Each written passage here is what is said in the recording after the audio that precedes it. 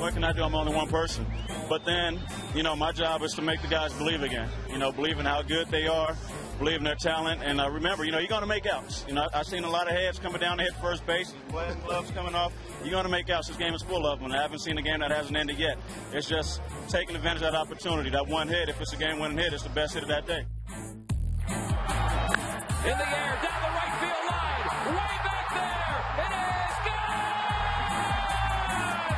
How about Jimmy Rollins? He's back!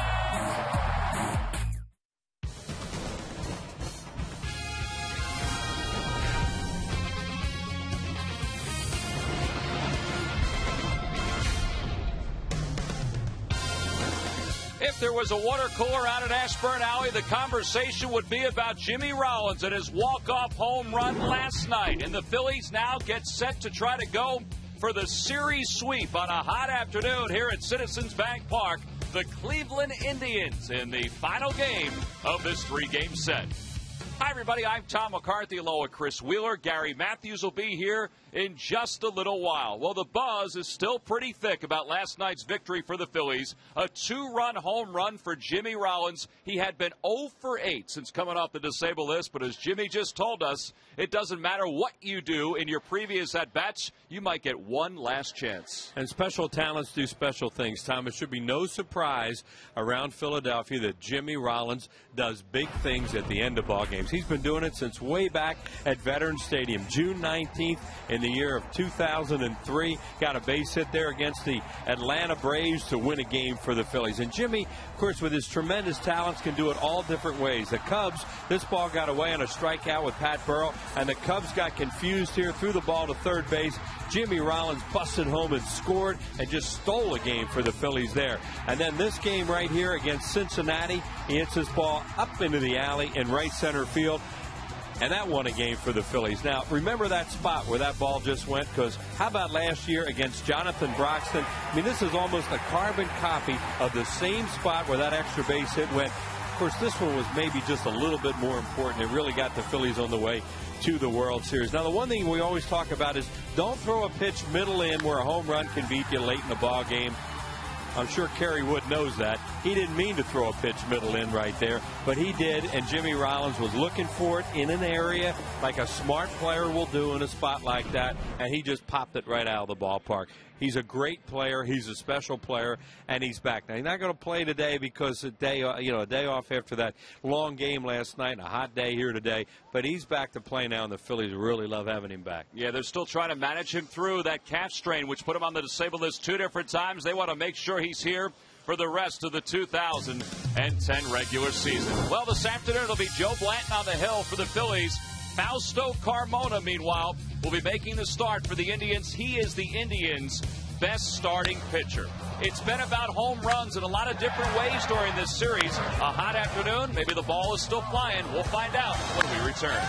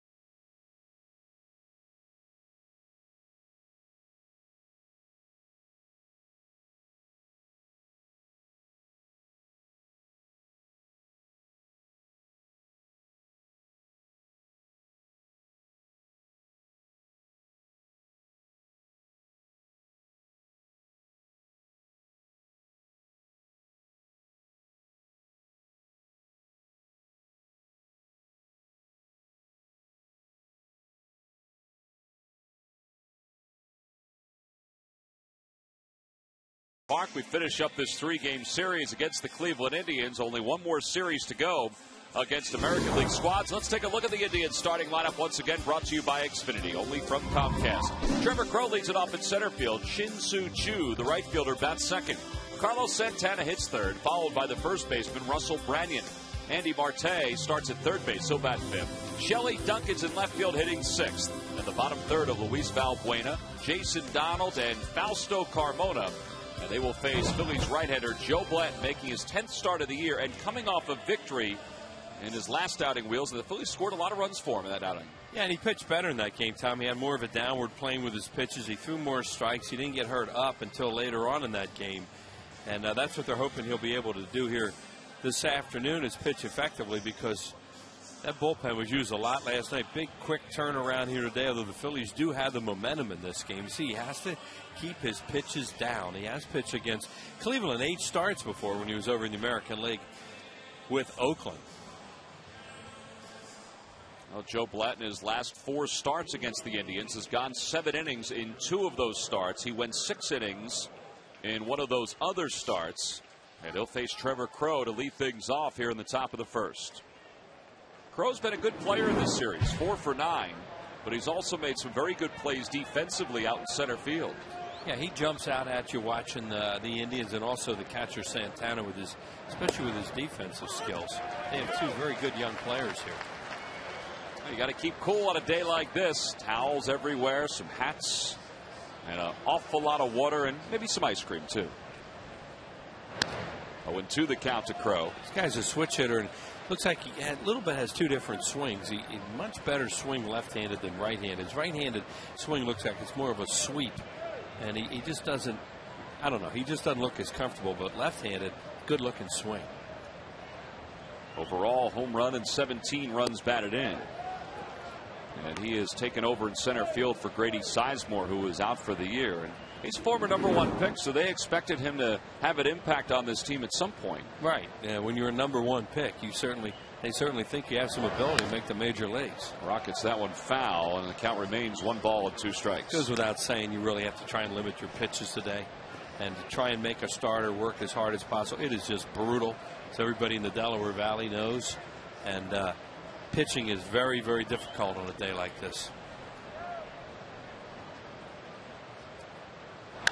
Back toward the middle, Utley. To his right, he's got it on the backhand, 1 away. Ball kind of scooted at the last moment. And Chase, who has an error in this series, makes a very comfortable play for out #1. Here's Choo last night. This guy's got some serious power. Guys were talking about it downstairs, especially this one. This is a Ryan Howard type home run. Hit a ball out to left center like that deep, and you're a left-handed hitter. That's when you go, whoo. Now, it's one thing you pull one in the second deck. You know, that's impressive. But that one right there, I think, was even more impressive. Well, he's riding a 6-game hitting streak into this ball game. And he takes a pitch on the outside corner for strike. It's 0-1. Looks like he's got kind of like a tailback's lower body when you look at him. You know, very strong, very good leg. His legs look really strong. Well, one of the reasons why is he was a pitcher in South Korea, and the Mariners converted him to being an outfielder. He had never played a position until the Mariners signed him to a professional contract. Well, that's a serious bat in your lineup. He should be their all-star representative this year, you would think. Trying to check his swing. He went around. Sardina applies the tag to finish off the strikeout. 2 away here in the first. Joe Blanton, maybe he worked with Sardina a little bit in spring training, but you know, some of these guys did, some of them didn't. Here's a curveball from Joe. Talking to Mick Billmeyer about Sardina, and Mick, of course, the catching instructor as well as the bullpen coach. He likes his receiving skills. He said he's a good receiver, thinks he'll call the game okay, and you won't worry about him catching back here behind home plate. There's Mick talking to Nelson Figueroa, who was added to the roster today as Chad Durbin was placed on the disabled list with a strained hamstring muscle. Chad is hoping that it's only going to be 15 days before he comes back, but he's not sure. Yeah, you never know with hamstrings. Here's Carlos Santana with 2 away. There's no such thing as a good hamstring pull. Well, there is such a good thing as a quick inning. And Joe Blanton, if Ryan Howard can make this catch, and he does, just over the top of Chase Utley, has a 9-pitch inning. Well, they got a little dicey there at the end, but 1, 2, 3 go the Indians. Middle of the first, it's the Indians nothing, and because Ryan Howard found this.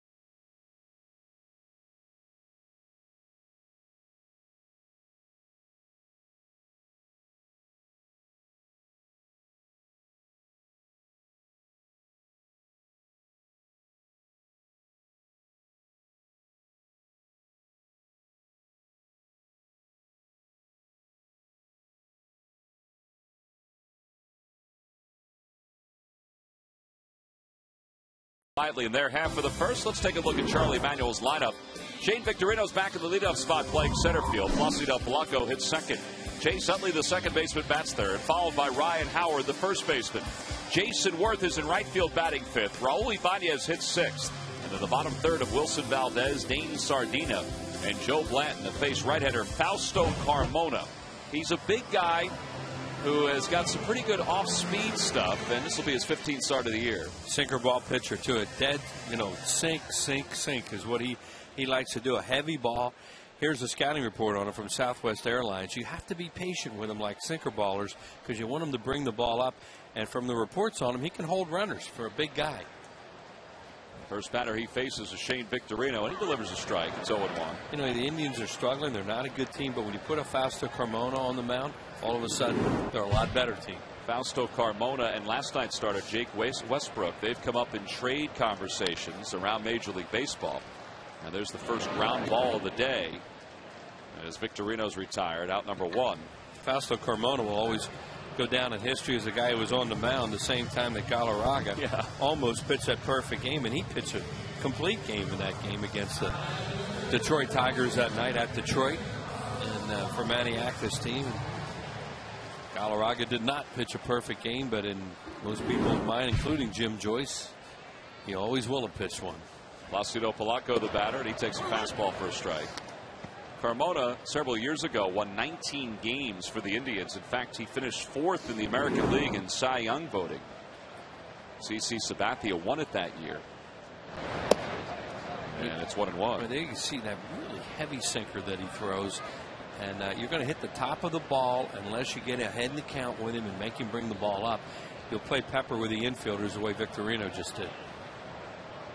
Well, as good a year as he had in 2007, he has struggled really since then. 08 and 09, he didn't have the same kind of years. In fact, spent 7 weeks in the minor leagues last year.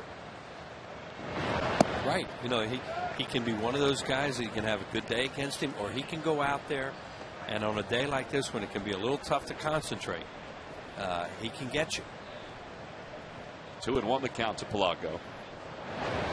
Chopper back to the box, handled by Carmona. And 2 away. The Lucky McDonald's Phillies home run jackpot contestant is Lois Glass of Lindenwold, New Jersey. If the Phillies hit a home run in today's ball game, then Lois will walk away with $100. Certainly hope that Lois will be a winner today. Wind's blowing out to right a little bit. Obviously oppressively hot, but normally you don't see this kind of a breeze on a day when it's this hot and humid. Umbrella's a good idea, as long as you're out of the way of everybody else. Chase Utley's the hitter, and he takes a fastball high. It's 1-0. It'll be that kind of day when people wish they'd brought their beach umbrella.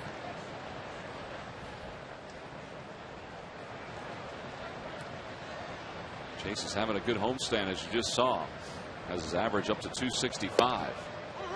And a changeup over for a strike. 1 ball and 1 strike. Likes to use his changeup to left-handed batters, but will primarily rely on the sinker ball.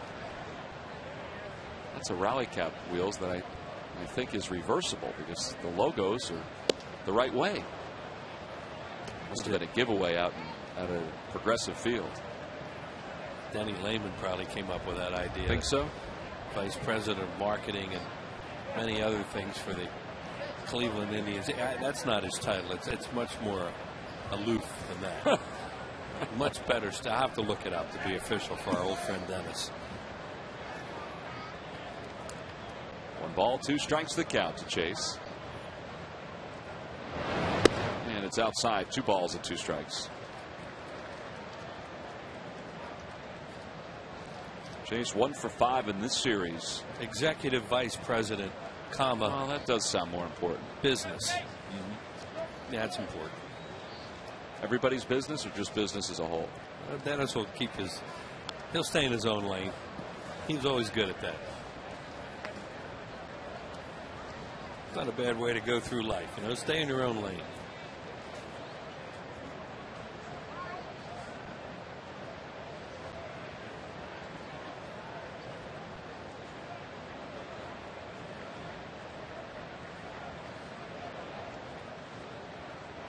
Line drive, base hit. First hit of the day for the Phillies. So Chase is aboard. That's his 2nd hit of the series. And this good homestand for him continues. Well, his stroke has really picked up. You can tell his timing's better. Whatever he's doing, whether he's opening up too soon or doing this, that, or the other thing. Because hitting is such timing involved in it. And Chase is such a good hitter. Whatever it was, he found it, and he's hitting a lot more balls solid. Even a lot of his outs are solid as opposed to the weak outs he was making. A few days before this homestand got underway, Charlie Manuel was talking about it, saying that he thought he was close, and he was right. I mean, he was close, and then on Fridays when it all seemed to click. Well, all Chase had to do was one of his favorite things, and that was meet with the media. I was thinking the same thing. That he just enjoys that so much, and he did that day, and since then he's been hot. Well, Ryan Howard's also been hot, a 7-game hitting streak, and he's batting with Chase on first and 2 outs here in the bottom of the first. Ryan is 4 for 7 in this series against the Indians. And that ball came back over the inside corner for a strike. It's 0-2. Carmona's kind of that 3/4 arm delivery. Pitches from the first base side of the rubber. Just everything about him says sinker ball. Last year he was 5-12 with an ERA of 6.5 in 24 games. It's hard to believe with stuff like that. 8-7 in 08. Just wasn't the same kind of pitcher that the Indians saw win 19 games 3 years ago. He's a big, thick-bodied guy too. There you go with ground outs. Yoel Pinheiro and that Ricky Romero. That's nice. The Phillies don't have to see him. They saw him twice last year, and he was really good. He got beat 1-0 last night. Roller toward first. That's a foul ball. Matt Holliday. Holliday is just on fire for the St. Louis Cardinals since they put him in the 2-hole, and he knocked in the only run in that game last night in the 9th inning.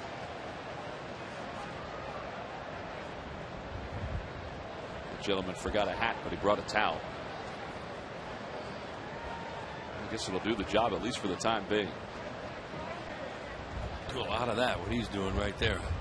Hydrate oneself. A lot of empty seats here today. People are probably here, but they're underneath somewhere. Chase goes. Pitch is taken inside. The throw by Santana sails, and Chase has got a stolen base. 5th stolen base of the year for Utley. 19th stolen base against Carmona. Yeah, and reports on him are that he can hold runners on, but I guess there's something that maybe you can pick up that can run on. Now that ball got away from Santana. You saw the play that he made last night. This thing sailed and no shot. Good job by Chase. So the Phillies have a runner in scoring position, trying to take the early lead here in the bottom of the first. 2 balls, 2 strikes, the count to Ryan Howard. And there's a foul ball heading up toward the upper deck. And it remains 2-2.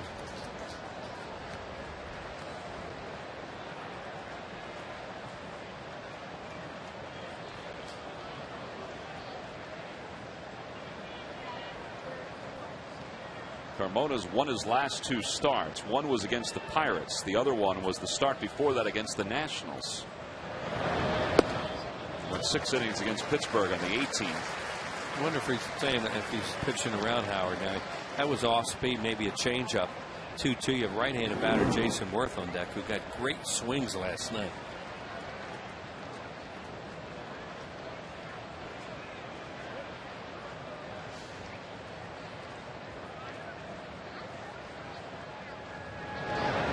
In the air to straightaway center field. Crow going back to the warning track toward the wall. Makes the catch a few steps from the wall. That is the 3rd ball we've seen hit to straightaway center field in this series that just hasn't had enough giddy up on it to get over the wall, and it looked like it was crushed.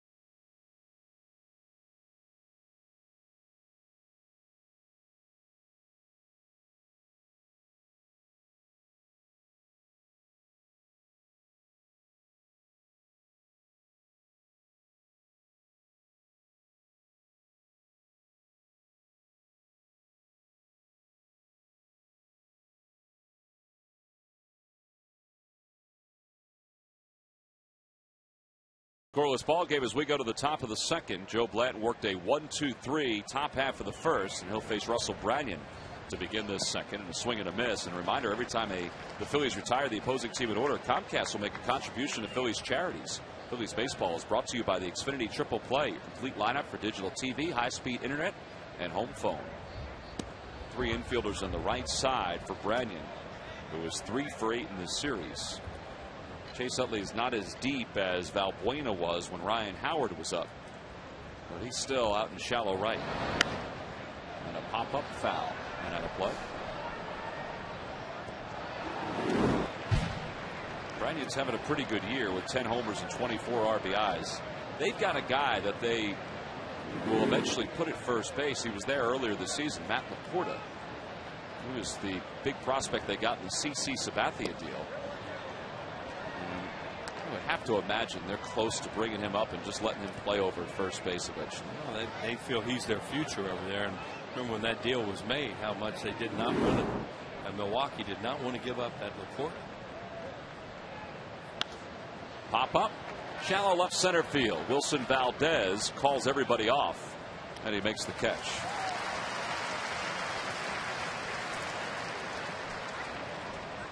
Well, Trevor Crow may have reminded you of Aaron Rowans out in center field. One of the big differences is there's a lot more padding out there now for Crow than there was for Aaron. Yeah. It'd be comforting for Aaron to know that. That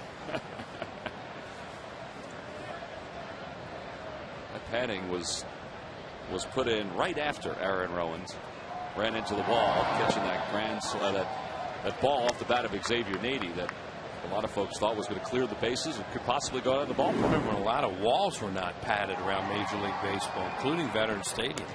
And Lenny Dykstra broke his collarbone. I think we were in Cincinnati when he did it. And he ran into the wall in Cincinnati, broke his collarbone, and that was one of the things that, you know, it was kind of the impetus towards the ballparks padding the walls. Now, some places you can't, like Wrigley. I guess as technology has evolved too, you can put advertising signs on that padding now, so it makes it even easier to make that adjustment. 1-2 the count to Andy Marte, and it's 2 balls and 2 strikes. Marte has not played in this series. This guy was a big-time prospect for the Atlanta Braves at one point. I remember him in spring training a couple years ago at Bright House. He came over in an exhibition game, and he hit 2 monsters. I mean, one of them went way over that tiki bar that we talk so much about, and another one was to left center field, and they were thinking, uh-oh, maybe they got something on their hands. But nope. 131 career minor league home runs. And he fouls another one off, and it remains 2-2.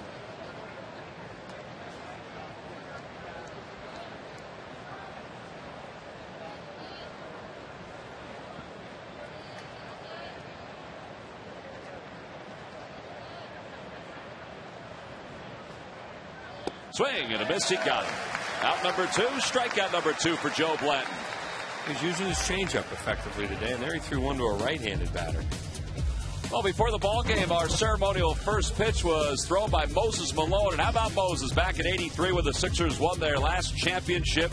Well, this guy was as good as it gets. Right out of high school was an NBA player. And that's a big jersey they had to put on him, and he was able to get it at least to the vicinity of the plate. I said to Sarge today, I said, Sarge, there's a man out there that's sweating more than even you. Sarge is happy he wasn't out there to catch that first ball. Well, tonight is the NBA draft, and we want to remind everybody if they're looking to do something to commemorate the Sixers. The draft tonight, big old block party going on at the Wachovia Center. It begins at 4 o'clock. Doors open at 6 p.m. inside. You got $1 dogs, $4 beers, special appearances by Dr. J and Moses Malone. There's a fly ball to left by Shelley Duncan, and another 1-2-3 inning for Joe Blanton. He's faced 6. He's retired all 6. We go to the bottom of the second.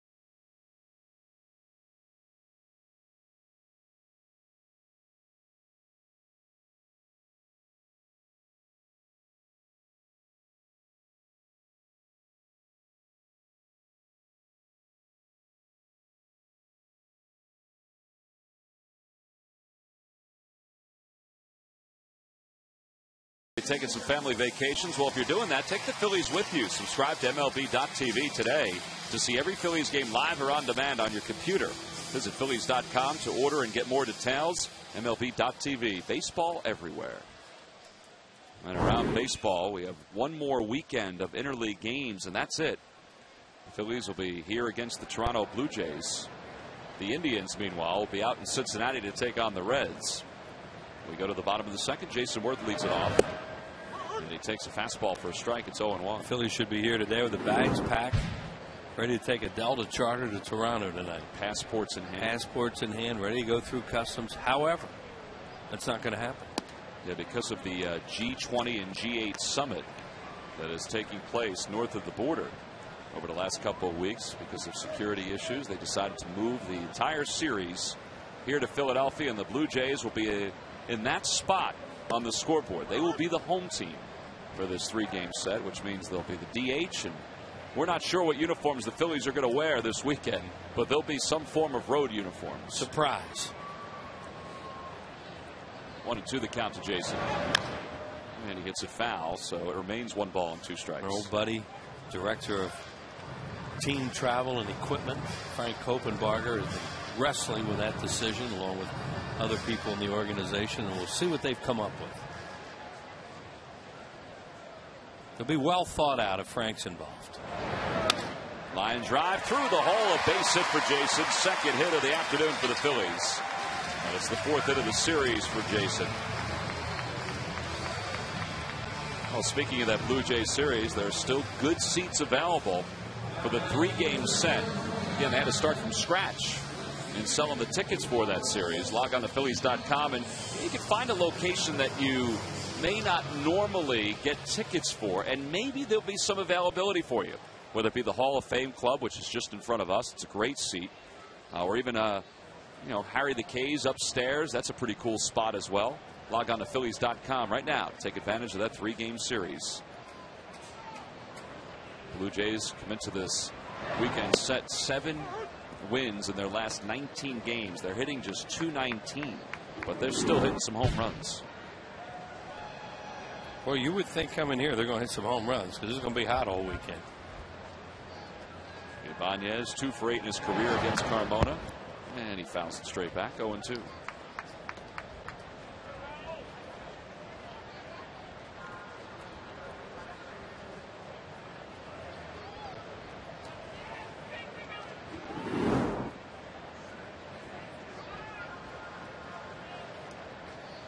Game hitting streak against the Indians, and a throw over to first, and Worth is back diving. Quietly, and Paul Hagan in the Philadelphia Daily News wrote about this. Quietly, Raul is starting to stir more and more. I mean, he's hitting over 300 in his last 14 games, 10 RBIs during that span. Well, you look for him right now and maybe pull a ball in the hole because he's hitting the ball a lot harder. And he does pull it through the hole into right field. Jason had a hurdle over the ball, so he'll stop at second. That slowed him up. And the Phillies are the first 2 aboard. The only reason I said that is because that's what you want your left-hander to be thinking of. If you're a left-handed hitter, you have a man on first, you're thinking about hitting the ball in the hole, maybe getting a first and third.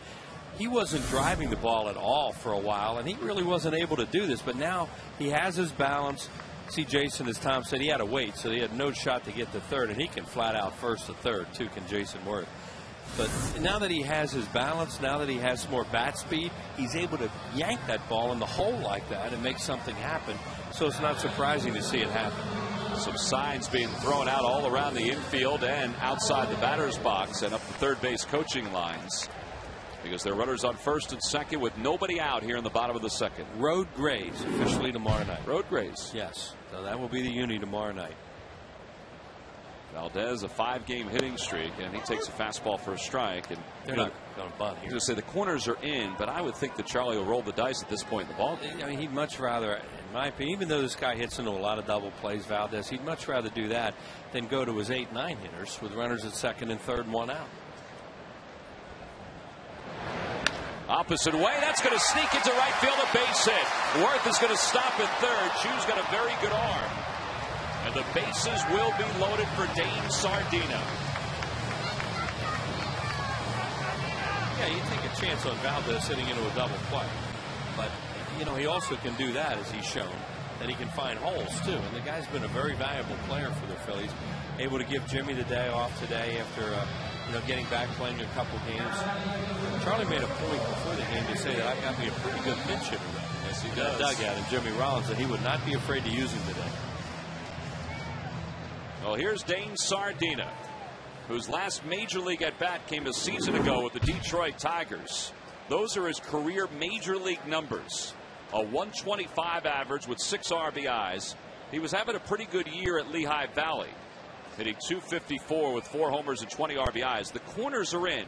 The middle infielders are back at double play depth. Right, and what that means is that they would consider coming home on a ball hit to the corners, especially with a pitcher on deck, and a ball up the middle, they would go for the double play and give up a run. 1 ball, no strikes the count to Sardina. And he takes a fastball belt high for strike 1. Sardina is, as Tom mentioned, 125 lifetime hitter. He's 10 for 80 with a double, a triple, and 6 runs batted in.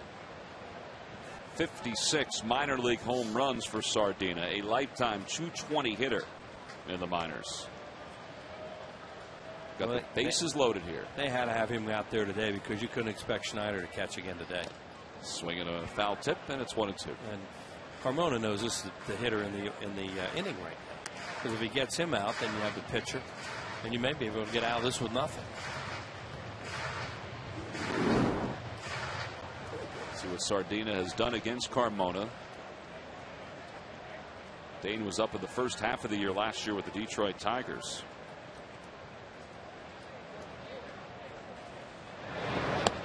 And he lays off a tough pitch, and it's 2-2. That hard slider, he's thrown him a couple in this at bat. And the reason for that is, in my opinion, is he's going for a strikeout as opposed to a ground ball, which could give the Phillies a run if it's a double play. He's thinking more early in the count. With 2 strikes, I'm going to try and strike him out and make nothing happen. Chopper slowly hit toward third. Marte's going to come to the plate, and it's dropped by the catcher Santana. Oh, here comes Raul Ibanez. He's going to score standing. So the mistakes for the Indians, who have had a whole lot of them this year defensively, continue here in the second inning, and the Phillies lead it 2-0. Wow. That's exactly what we talked about. You know, they're up in the corners for that reason, because if the ball sits slowly to them, they're going to come home. And they do, and they would have had the out, the pitcher coming up, still nothing would have happened. And I don't know whether he's trying to get out of the way or whether he's thinking of throwing to first. Let's see what happens here. Catchers want to get out of the way on this play. Yep, he's just trying to get out of the way because they know they're going to get blown up if they don't get that foot out of there with a runner coming in. And he just tried to move. Watch right here. The bat's there. He's trying to get out of the way quickly and doesn't catch the ball, and give Jason Worth credit for that hard slide. And now Carmona hits Joe Blanton to reload the bases.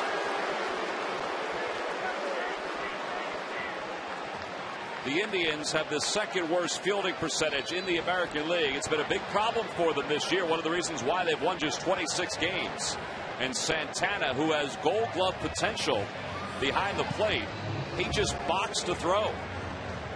Yeah, you know, there's a lot going on there. The replay was tremendous because you can see the bat was right there too, and you've got a hard. And catchers know that's one of the most dangerous plays they have, because many times that foot is planted when that runner's coming hard at third. And here it is again. Now Jason does a great job. He breaks right away on the ground ball with the bases loaded, and he gets after him. And they want to get that leg out of there as fast as they can. Tag the plate, get out of there. He was not thinking about throwing to first. And how about Raul Ibanez coming all the way around from second to score as well. Victorino skies it down the left field line. On the run is Shelley Duncan over toward the line, and he missed it. That would have scored another run if Duncan had made the catch. And he's hurt. He went sliding into the wall. And he's stretching out those legs because they crashed into that wall pretty hard. Yeah, they try to go into a slide to outfielders when they get close to the wall like that, but he was trying to catch that thing, and it looked like he was late sliding, probably jammed his ankle or his knee. And that man has some long legs too. Here's one look at it. See, he's trying. Oh, he tripped. Yeah, he really hit that hard. He tripped, and he's at. Watch right here. Watch him trip. Right there. See, he trips. Now he's out of control. And the knee goes right into the wall. So, you know, even if he wanted to go into a slide there, he lost the ability to do that when he stumbled. He's trying to stretch it out right now. The Indians athletic trainer is out there with Manny Acta, and that padding has a tear in it down toward the bottom. See where his spikes probably caught that. Duncan doesn't get a chance to play that much, so he want to come out. By the way, just to give you a scoring rundown on what happened on that ball hit by Dane Sardina. It's a fielder's choice and an assist to the third baseman, Andy Marte. And they do give an error to the catcher, Carlos Santana, and no RBI on the play. Right. Here it is. Now watch all this stuff going on here. Here's the bat's going to be right there. Here's Jason Worth coming hard. He's trying to get out of there so that he doesn't catch his foot and hurt his knee maybe. And all that distracted Santana to the point he didn't catch the ball. And the Phillies got a huge break because not only did he catch the ball, went all the way to the backstop. I was stunned that Raul was coming, but he made a great decision. Yeah, and I was watching Sam Perlazzo. He had him coming all the way. It was good coaching. 1 ball, 1 strike the count to Victorino. The bases remain loaded. And a chopper slowly hit up the first base line. That's going to get another run home. Carmona misses Victorino. Oh, they're going to say he went out of the base path. The run scores. The Phillies lead it 3-0. Oh, that's close.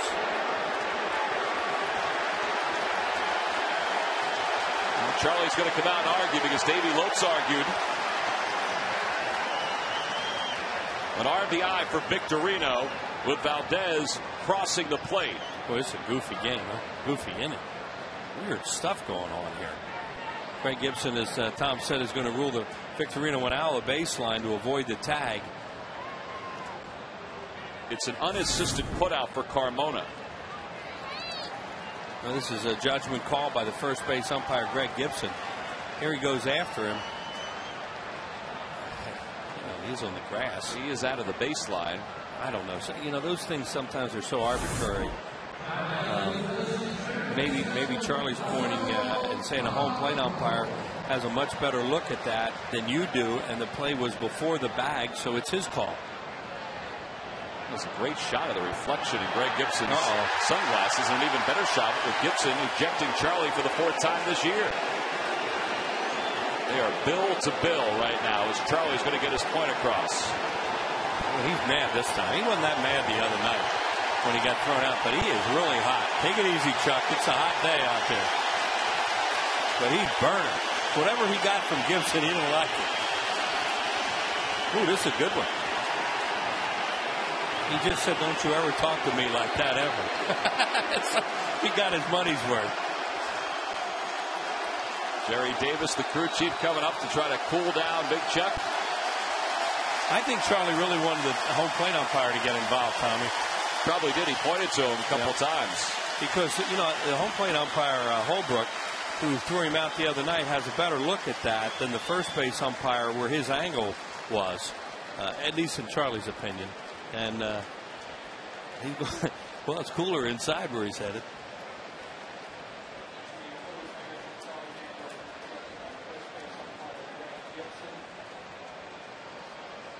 So Charlie's out for the 2nd time in this series. He's going to do some house cleaning before he heads down the stairs. Yeah, he's really mad today. He wasn't that hot the other night when Holbrook threw him out on that interference one, but he's annoyed. Well, the infield is in with runners at 2nd and 3rd. And Polanco fouls the first pitch out. Yeah, and all this going on, as you said, Victorino got credit for an RBI there, even though he's out at first base, and they're up 3-0. And another runner at third where a fly ball can give you a 4-0 lead on a hot day like this. Get some runs and hope the other team doesn't feel like playing. Well, the other thing, too, is Carmona's thrown 40 pitches in this game. There's a base hit up the middle. One run is going to score. Blanton, well, he got sort of knocked over a little bit by Jason Donalds. He had to avoid Donald as he went to third. I doubt they would have scored him anyway. Sardina crosses the plate. It's 4-0 Phillies. 26th RBI for Placido Polanco. And Tim Belcher's coming out to the mound because this inning wouldn't have looked this way if Carlos Santana had not boxed that initial throw from third base. But Sardina, who just scored the run, will take it, and so will the Phillies.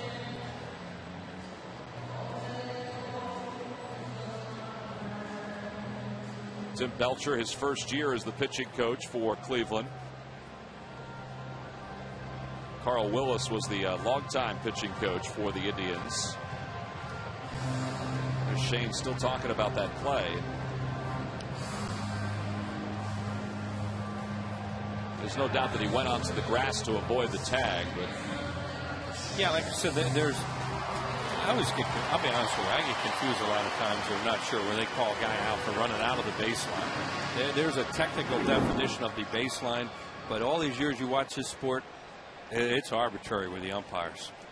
I mean, they all have their own idea of that stuff. Well, here's Chase. with Blanton at third and Polanco over at first. Chase singled and stole a bases last time up. Phillies lead it 4-0 here in the bottom of the second.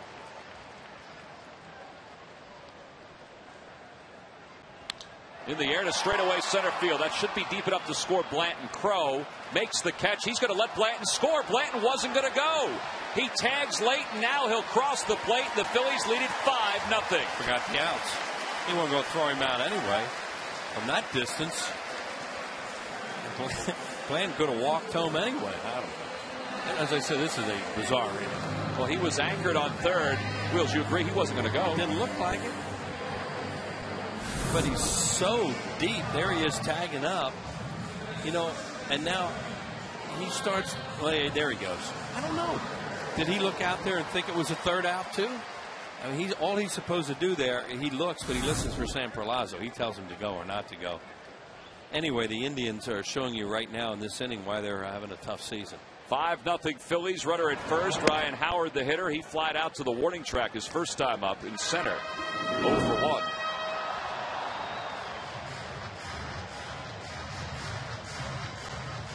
Phillies have batted around against Fausto Carmona. And a swing and bunt up the third base line. The way this inning is going, that ball you would think was going to go down the right field line and right into the stands. Instead, Ryan is retired. The Phillies do bat around. They score 5 runs in the inning. Oh.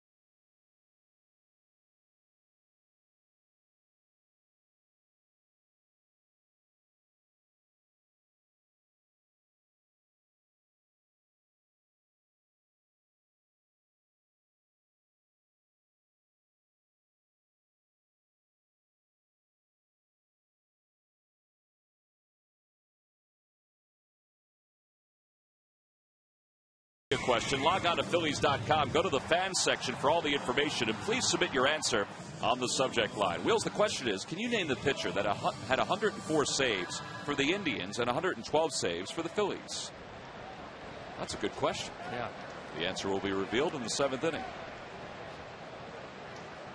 Top of the third, Phillies are on top 5-0.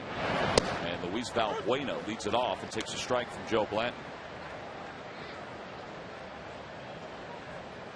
Valbuena overall hitting 169, 2 homers and 14 RBIs. And a swing and a miss. It's 0-2. Well, here's the rule on running out of the baseline. Any runner is out when he runs more than 3 feet away from his baseline to avoid being tagged, unless his action is to avoid interference with a fielder fielding a batted ball. As that ball is hit back to the box, Joe Blanton knocks it down, 1 away here in the third. Well, that's what we were saying. It did look like he went out on the grass. And we have to talk with Charlie later, but I still think he wanted the home plate umpire to get involved. Here it is. And Carmona gets to it. Now, here's Victorino trying to avoid the tag, winds up on the grass. He misses him there. And then Gibson calls him out and then points that he went out of the baseline. Now, is he 3 feet away from the baseline at that? I don't know. A runner's baseline is established when the tag attempt occurs and is a straight line from the runner to the base. He is attempting to reach safety. So Carmona established the baseline just past the long white line going up that first base. There's too much geometry for me. Couldn't pass that anyway. Here's Jason Donald. The count is 1 ball and 1 strike to Donald. And a chopper toward the hole at shortstop. Valdez has it, off balance throw, and that's the first hit of the day for the Indians. So Donald's first hit of the series.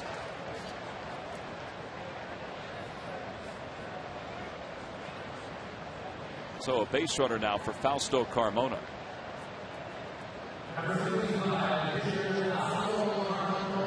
Carmona's 0 for 3 this season. In fact, the only Indians pitcher on their roster that has a hit in his major league career is Jake Westbrook, who started last night.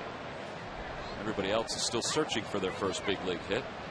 But Carmona's going to bunt, and he bunts it back to the hill, and Blanton gets it over to first. The sacrifice is successful. 1-4 on the putout.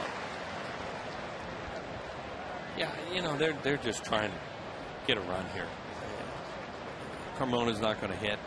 He's not much of a hitter. These guys don't hit. Maybe he hits into a double play if he makes contact. So you think, why would you bunt down 5 runs? But it's only the 3rd inning, and you know what Maniac is thinking here. Maybe I can just get a 2-out run, get on the board, and stop a little bit of the momentum they just threw at us. Well, the top of the order is up as Trevor Crowe grounded out to second his first time up. He'll stand in, switch hitter batting left-handed. It's also big for Blanton, too, Wheels, because as we've seen this year, there have been times where the Phillies have given him a lead, and he's given back a couple of runs in the next inning. So he needs what Sarge likes to call that shutdown. Shutdown inning, and see if he gets it. Because that has been a problem for him, that they score and then he gives runs back.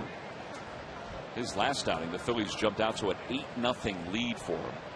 And he wound up working 6+ before he was lifted from the game. Well, if he can keep a low pitch count today, not have to work too hard and work deep into this game, they would really appreciate that. In the air to left field, slicing toward Raul Ibanez, and he makes the catch. The side is retired for the Indians. No runs, 1 hit, 1 man left in scoring position. Joe Blanton got his shutdown inning. We go to the bottom of the 3rd.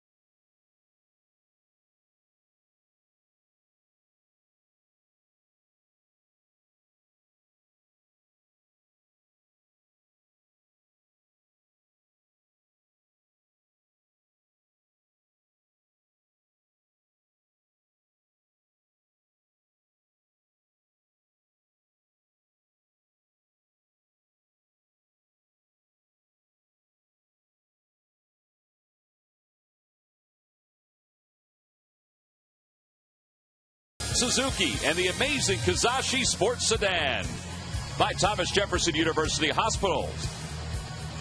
And by Chevy. Log on to Chevy.com to check out their recent deals. Last of the 3rd here at Citizens Bank Park. Phillies lead at 5-0. They scored 5 runs in the 2nd. In fact, the first 5 batters that stepped to the plate against Carmona, including Jason Worth, scored in that 2nd. And Jason got it started by singling in the hole to left. tonight. It takes a fastball inside, 1 ball, no strikes. Carmona was throwing some ground balls in that inning. He was doing his thing, but they didn't make the plays. Some of the balls found holes for hits in the outfield. Others hit at guys. Ground ball pitchers like a Carmona, you know, a lot of days they can be throwing the ball great, and if their ground balls are not caught, they can have a crooked number all of a sudden. Not always their fault. Not that they're hit hard, they just find holes. See these guys having this conversation right now out on the hill. We've talked about this during the series. A young catcher, he's had some issues with communication with the pitchers, but that's to be expected. Sure. I'm sure he saw some of these guys in spring training, but up until 2 weeks ago, he hadn't seen them in a live game. Line drive and another base hit for Jason Worth. Jason has reached base safely now in 6 consecutive at-bats. Well, he's hitting it all over the place right now, too. Last night he smoked some balls the other way. Today he's pulling the sinker a little bit. I don't know what he hit the first time out. That looked like a sinker that time.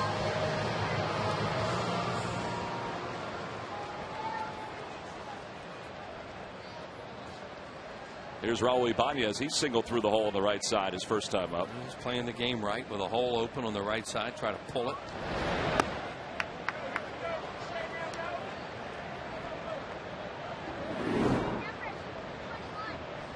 See Raul's average now up to 249. That may not seem like a lot, but boy, he was struggling just 3 weeks ago. Well, a lot of his outs are hard now. That's one of the first signs that a guy's coming out of it and swinging the bat a little bit better. And I know it doesn't help their psyche that much, but you watch and see if their outs are hard, and that started to happen with Ibanez. Well, a month ago, Raul's batting average was at 224. Right, he wasn't even hitting 1 ball hard a game. Then all of a sudden he started to hit maybe 2, and now you'll see a lot more balls hit on the nose by him. A little low, 2 balls and 1 strike.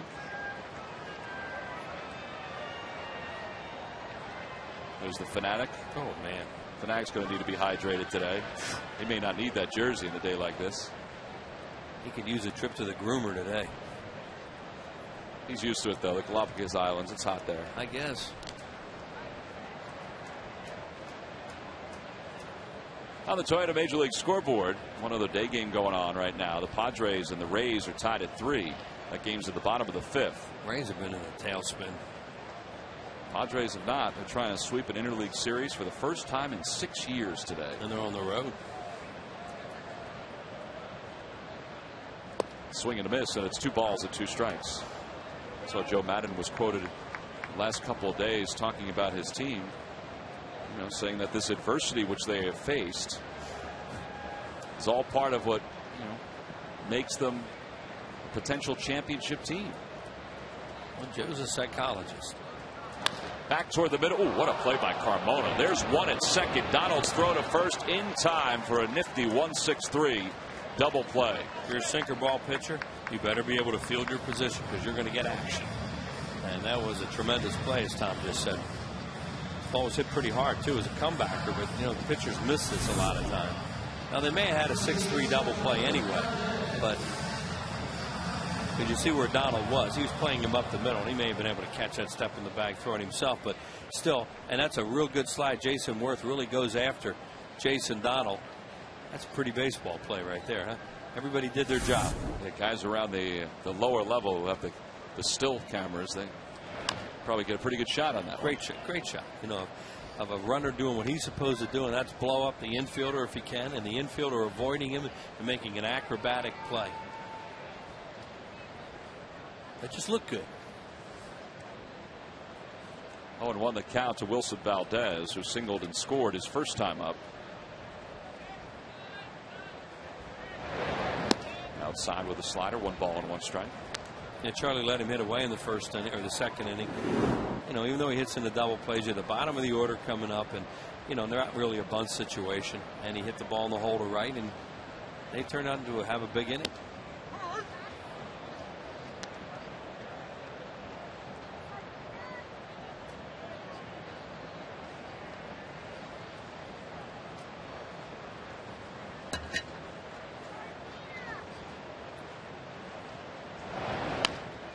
reaches out and rolls it toward the middle. Donald is there, and he throws Valdez out, and the side is retired. For the Phillies, no runs, 1 hit, nobody left. That's because of the double play that Fausto Carmona starts on this ball hit by Raul Ibanez.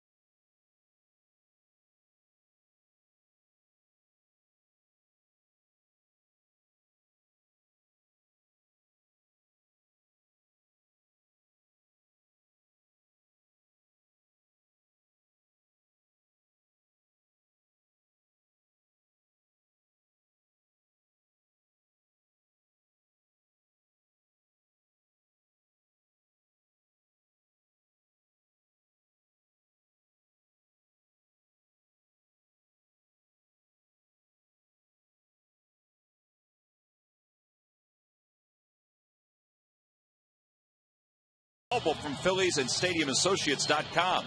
Each peach is preserved and displayed in a commemorative case. You can purchase it at the Majestic Clubhouse store or by calling 877-GO-PHILS during games at the Game Used Collectible Kiosk at Section 126 or at Phillies.com. And there are those cubes of the surface here at Citizens Bank Park.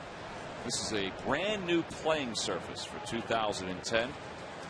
And all the pieces from the last surface, which was part of 2 World Series, on sale for you by logging on to Phillies.com.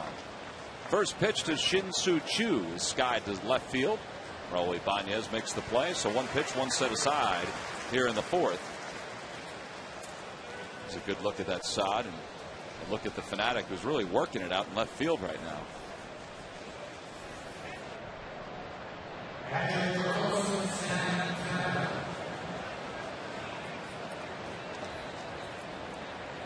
One away, and Carlos Santana's the hitter. Gary Matthews joins us here in the booth here in the 4th inning. Phillies are on top 5-0. Nice job capitalizing Phillies did in that 2nd inning, Sarge. That's what you want to do on teams that aren't playing well. Capitalize on those errors.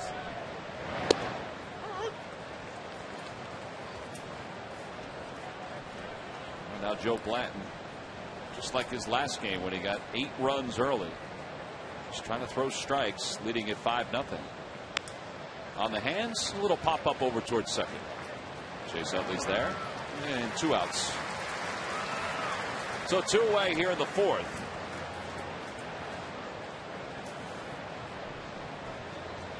And it'll bring Russell Branyan to the plate.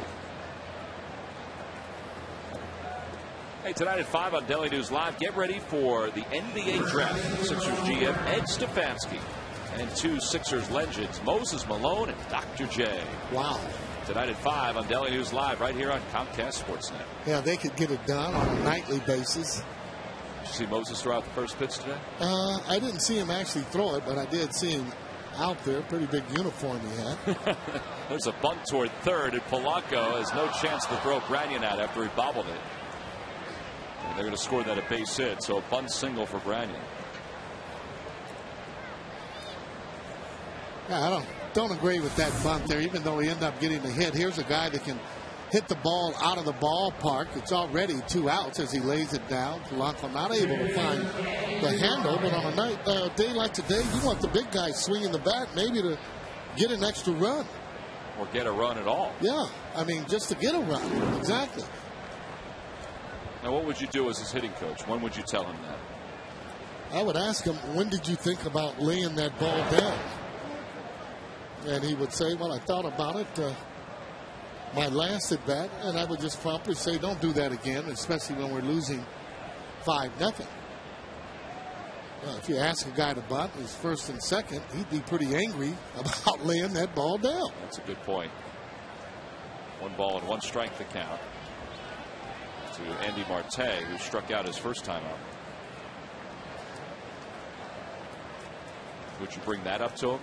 If I asked you to bunt with runners on first and second, you'd be in my grill.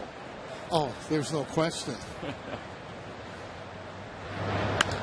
In the air to straightaway center field. Victorino has plenty of room. And he waits, and he makes the catch, and the side is retired. No runs, 1 hit, 1 man left here in the top of the 4th. Joe Blanton's allowed just 2 infield hits so far. We go to the bottom of the 4th.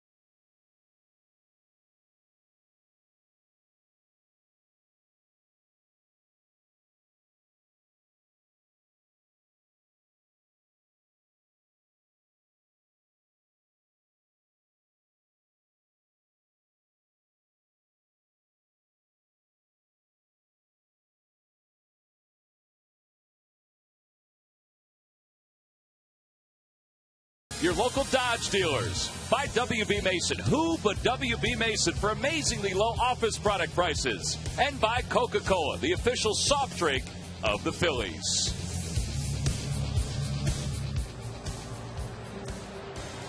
Bottom of the 4th, Dane Sardina will lead it off for the Phils.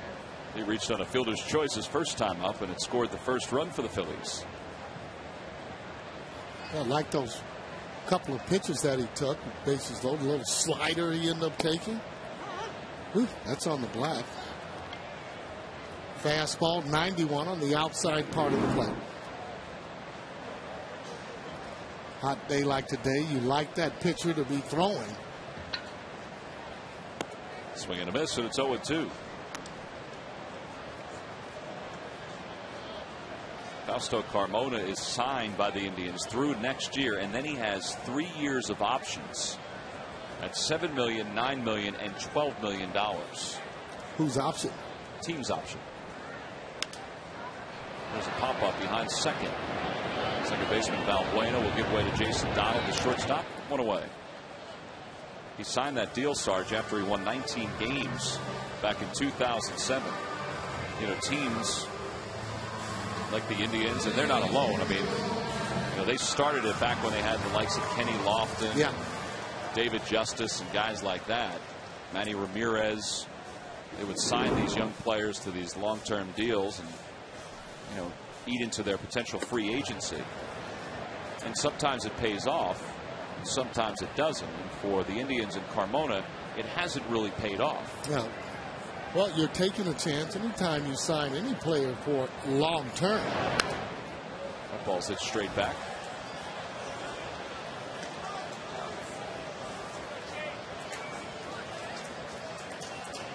There's a gentleman there that almost caught that ball, and the only bad thing about it is he didn't have his glove on. There's a chopper over the glove of Carmona toward Valbuena. And there are 2 away. Well, the Atlanta Braves will wrap up their series tonight against the Chicago White Sox. They will also be here in Philadelphia the next time on Monday, July 5th. Start a 3-game series. It's a Hatfield Dollar Dog Night on the 5th of July. All 3 games are night games. There are still seats available, so log on to Phillies.com and get your tickets today. At that point, the Phillies may have a couple of extra pitchers back with them. Who knows what the timetables are going to be, but Jay Happ, who pitched last night in Reading, he might be getting closer. Ryan Matson is going out after the ball game today down to Florida to begin his rehab assignments, so he may be back by then, which is good news. Oh, that's great news.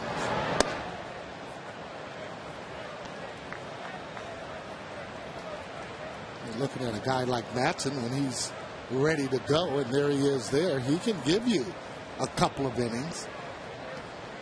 Well, he also can solidify that 8th inning. Just makes it easier for Charlie during that 6th and the 7th inning. And you have Matson. He's a pitcher that can get both right-handers and left-handers out. Victorino fouls the 2-0 pitch back. It's 2 balls and 1 strike. Just like J-Ro, though, it's going to take him some time to get back into the form of Major League Baseball. Sure, he's anxious to get back.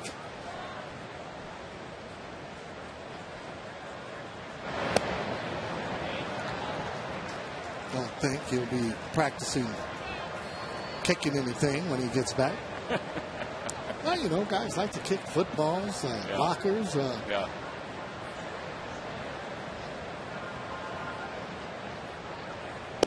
There's a strike, and it's 3-2 to Victorino. Shane is 0 for 2. He has an RBI. Nelson Blanco waits on deck. He too has an RBI. 3-2 the count to Victorino. Back toward the middle, cut off by Carmona. And he throws over to Branyan. It's a 1-2-3 inning. So the side is retired in order here in the 4th. We've completed 4 here in Philadelphia. The Phillies still in.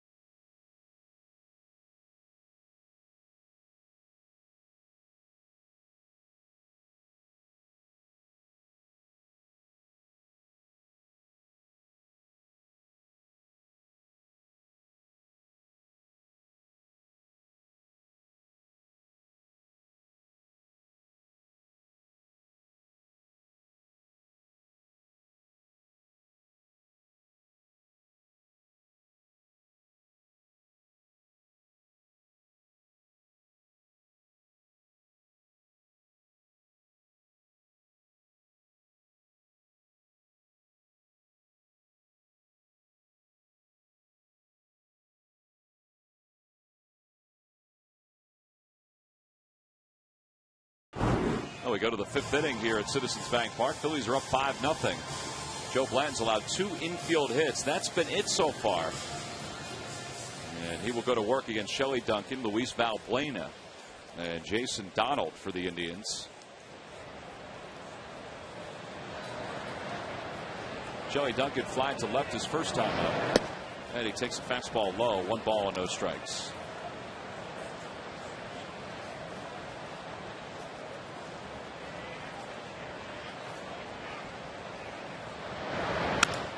That one's on the hands, but it's going to result in a base hit to right center. That's the first hit to the outfield for the Indians this afternoon. So Duncan's aboard.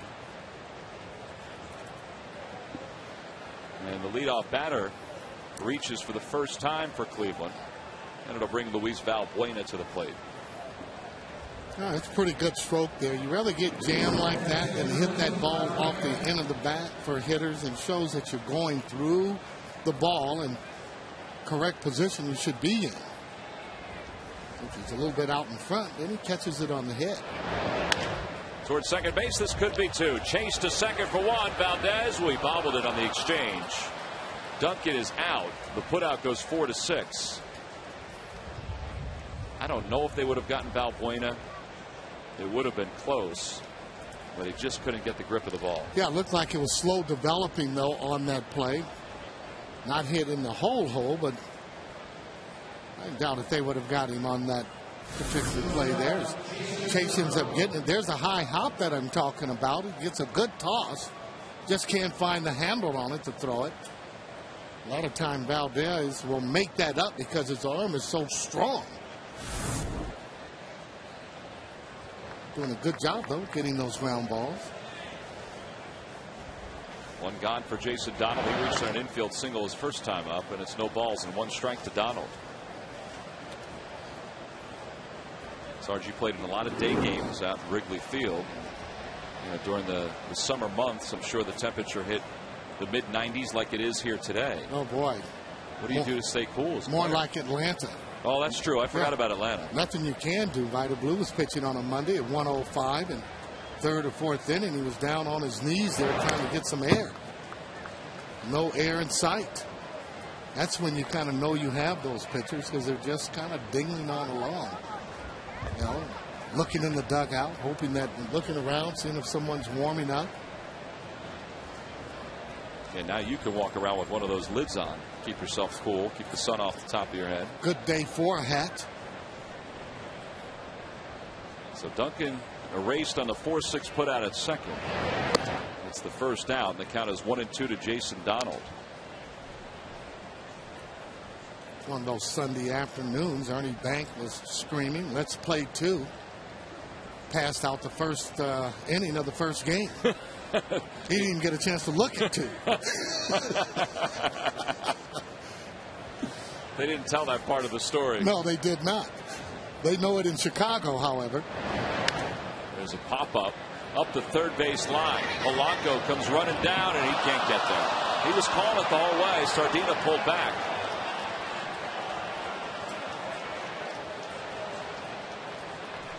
And it remains 1 ball and 2 strikes. They call it a no play. That is the right call for Polanco because he's coming downhill, so to speak, to try to come up with that catch. Yeah, well, either one of them could have caught the ball, and I thought on that. Polanco did call him off, but then he hesitated. Ball came straight down on him. You can hear him say, "I got it, I got it."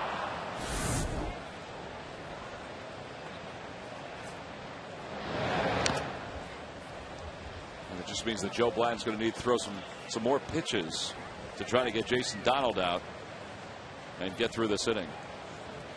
Hey, the easiest play probably would have been for Blanton. I know they tell pitchers to get out of the way, but that's an easy play. Any pitcher should be able to catch a ball like that.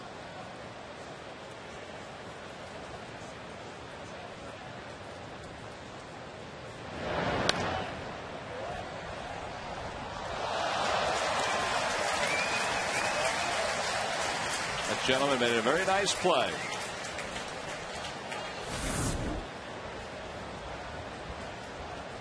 Ball fouled right off. That is a good play as the ball goes away. Kind of caught that going away a little. No gloves, just his paws. Well, sometimes you got to use them like that. Now that one you'd probably stay out of the way of. Yeah, that's one of the ones when they come that hard, line drives, you want to just make sure your body's not in the way of that ball because you could be leaving this game. All right, well, you talked before about, a day like this when a pitcher's out there, you're trying to get them to throw some more pitches, to get their lather up a little bit. I mean, that would be the objective, is to tire a guy out of a day like this. No doubt, because, again, they're pitching. The pitcher's the one that's moving on the mound. You can't breathe as it is. in the ballpark, so they get a little more tired than most of the other guys. Nice play by Sardina, and evens the count at 2 balls and 2 strikes. I would think that there's days that works better than other days. I mean, in Atlanta, you had a lot of those days. Yeah, well, exactly, especially more so on the day games. But in Atlanta, it still would be pretty hot, pretty humid, even at night. But more so in the daytime when that's really beating down on you. You got to like that. 281, 94 home runs during the day. Uh-oh. Jason Donald skies one to deep left field. Ibanez is going back, and the Indians are on the board. 2-run home run for Jason Donald, his 2nd homer of the year. Now he'll be thinking that pop-up definitely should have been caught. Now it turns into a 2-run home run. And not only that, he's throwing more pitches. He's contemplating as to whether he should throw it back or keep it. He's probably thinking, I've never had one of these before. Well, the veterans always have one in the pocket and exchange it. That's a hanger. Talked about it before. When you hang it, somebody's going to bang it. Carmona's not even going to run out of the box on this one. And Ryan could just walk over to the bag and take it himself for the 2nd out. Phillies fans, on behalf of all Indians fans, are letting Carmona know about him not running on that play. Look at that front foot down there. He got full extension on it. He knew the ball was out when he hit it. Familiar look on a home run when you know it's going out of the ballpark.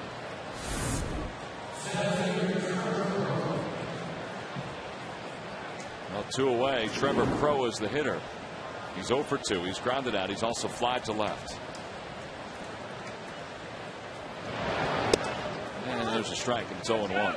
See how big that play is now, because after that you have that pitcher coming up and you're gone. So, again, you're looking for 27 outs, and that's one of the reasons Jamie Moyer runs over and swings.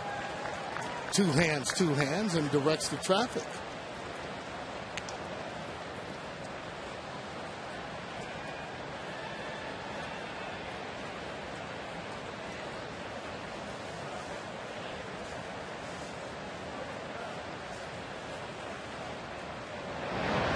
There's a curveball called strike 3. Crowe just watched it go right on by, and Joe Blanton picks up his 3rd strikeout of the afternoon, and the side is retired. The Indians, though,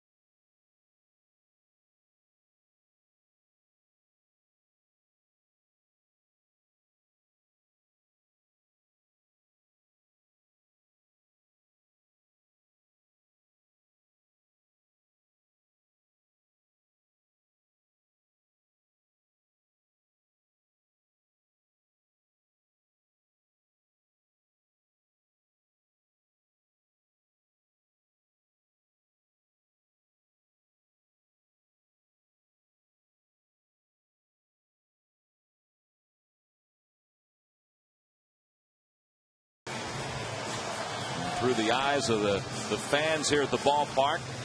It's a good day for hats, good day for sunglasses, and a good day to stay cool whichever way you can. Phillies are looking to heat up their offense again as we go to the bottom of the 5th against Fausto Carmona. They'll have 2, 3, and 4 leading it off against Carmona. Placido Polanco drove in a run his last time up, and he shows bunt and takes a pitch for a strike. All right, Sarge. makes the misplay on the pop-up. Now he leads off the next inning. As a hitter who played the field, I mean, was it ever running through your mind that I want to somehow make up for that error? You know, I was thinking that same thing even last night when J-Ro threw the ball home, miscue. He probably could hardly wait to get up to atone for that particular miscue, and he did. You know, and you're right. I mean, if you make an error and not catch a ball, I mean, you can hardly wait to get to the plate. So he'll settle for a base hit to begin the bottom of the fifth.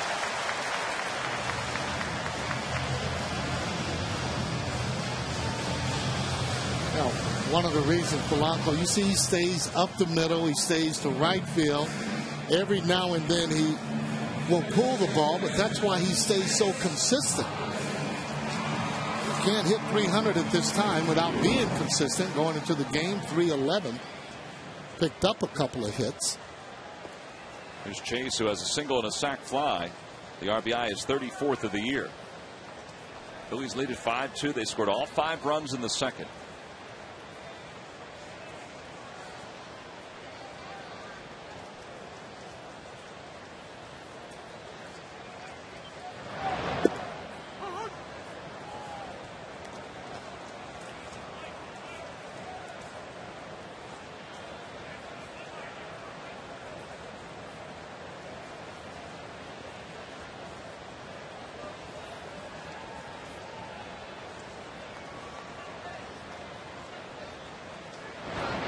Outside, 1 ball and 1 strike.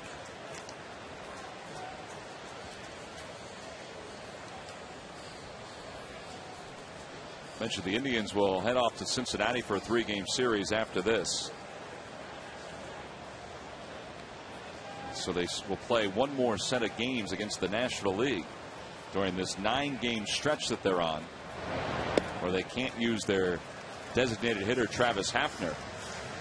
You know, at this point in the season is when you hear all the comments from coaches and managers about interleague play. Well, you know, this team doesn't have as tough a schedule as that team. You know, I can't use my DH, which really hampers me. And Matty Acta has a point. 9 straight games without Travis Hafner being able to start. That's a pretty big bat out of their lineup. Well, that is a disadvantage, not having one of your better players that would be in the lineup. Under the glove of Russell Branyan into right field. Polanco's on his way to third.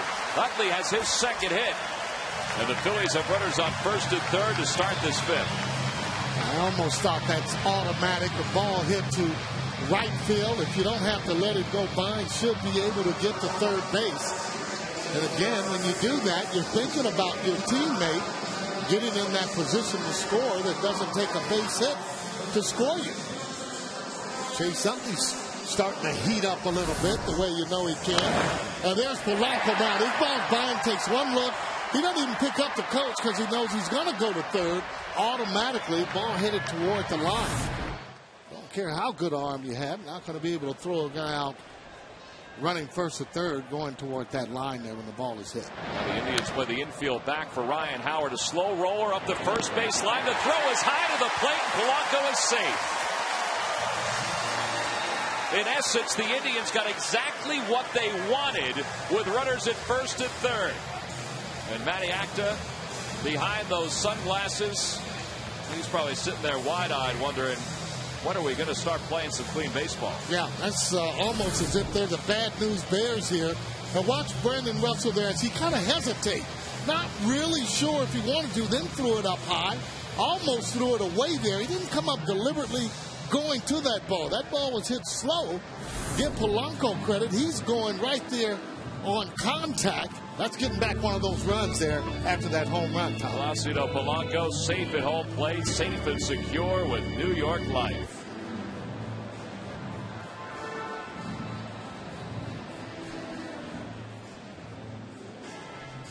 So a fielder's choice and an RBI for Ryan Howard.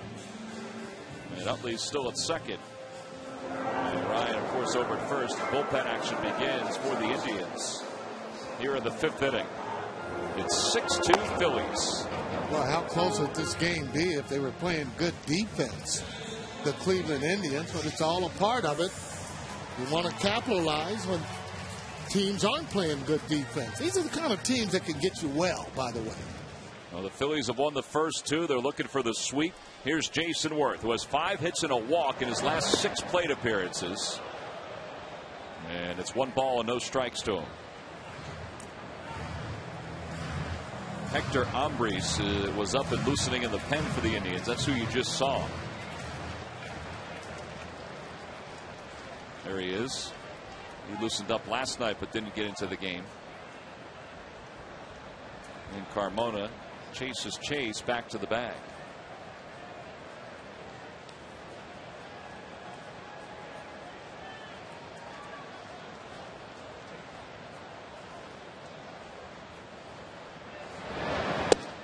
At the knees, and it's 1 ball and 1 strike.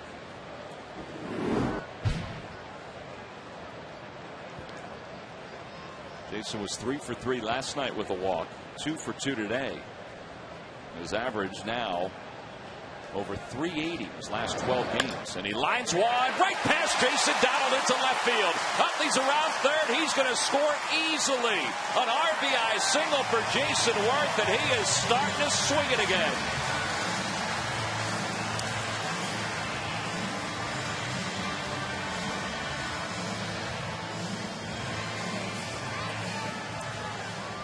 .46 RBIs for Jason, a 3-hit day. And here comes Manny Acta. And that's going to be it for Fausto Carmona, you would think. And the Phillies, again, have a 5-run lead. Well, you're right about the getting well part, Sarge. The Phillies seem to be getting well as this series has gone on. This is an AT&T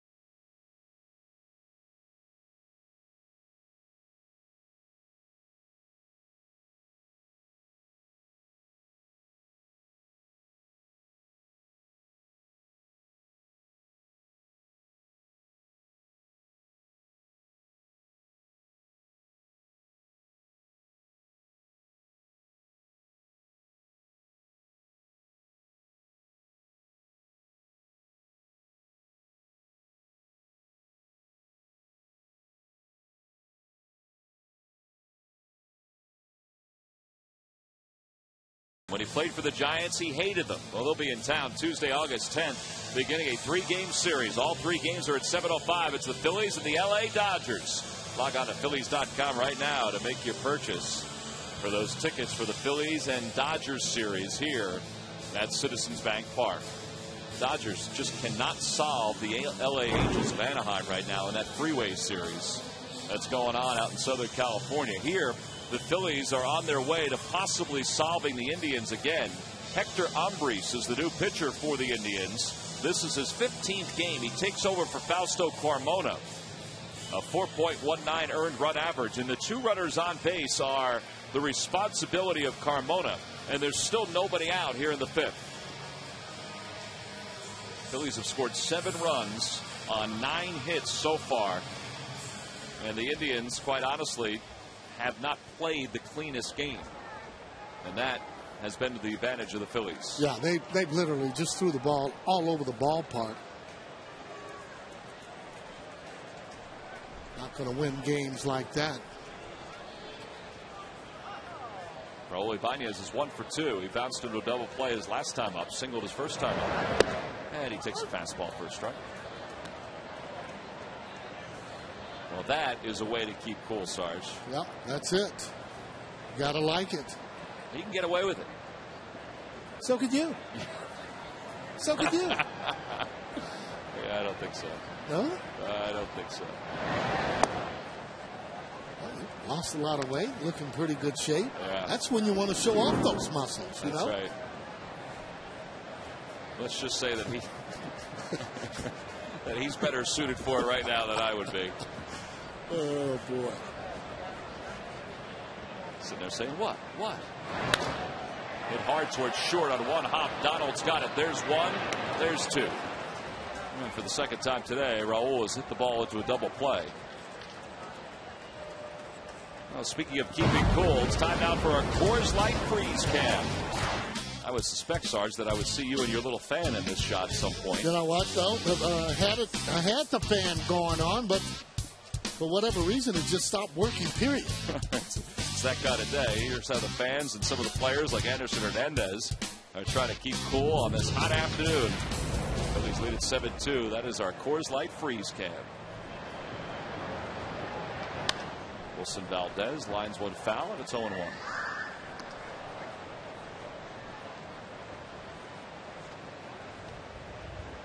Valdez is 1 for 2. He singled and scored his first time up. Grounded to shortstop his last time to the plate.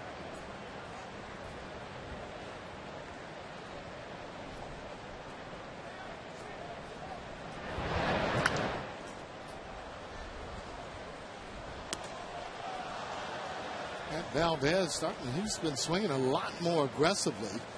Very beginning, he looked like he was a little bit lost, but he's had some pretty good at-bats, come up with some pretty big hits.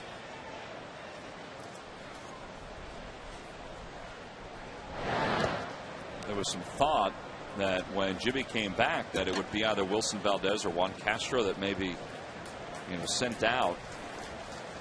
But it turned out it was Greg Dobbs, who did get through waivers and will report to Lehigh Valley. So he's going to get a chance to get some at-bats, which is so important for Dauber to get back up here to the big leagues after getting some consistent ABs with the Iron Pigs. Up high, 2-2 to count to Valdez. Howard's on third, 2 outs here in the bottom of the 5th. 2 runs have scored. Always an adjustment for a major league player when he is sent down. Whole different attitude when you're in AAA. You can't act like you're in the major leagues when you're in the minor leagues. Well, to Valdez's credit, he didn't make this team out of spring training, but he has played his way into being a valuable piece right now for this ball club. Yeah, hitting those couple of home runs, I'm sure, helped his case. Strong arm at shortstop, plays good defense. Reaches out and rolls it towards second. Valbuena's got it, and the inning is over. The Phillies, though, do score 2 more runs. They get 3 hits. They strand 1. That's right. It's a good way to keep cool on a hot afternoon. We knew we'd find that fan somewhere.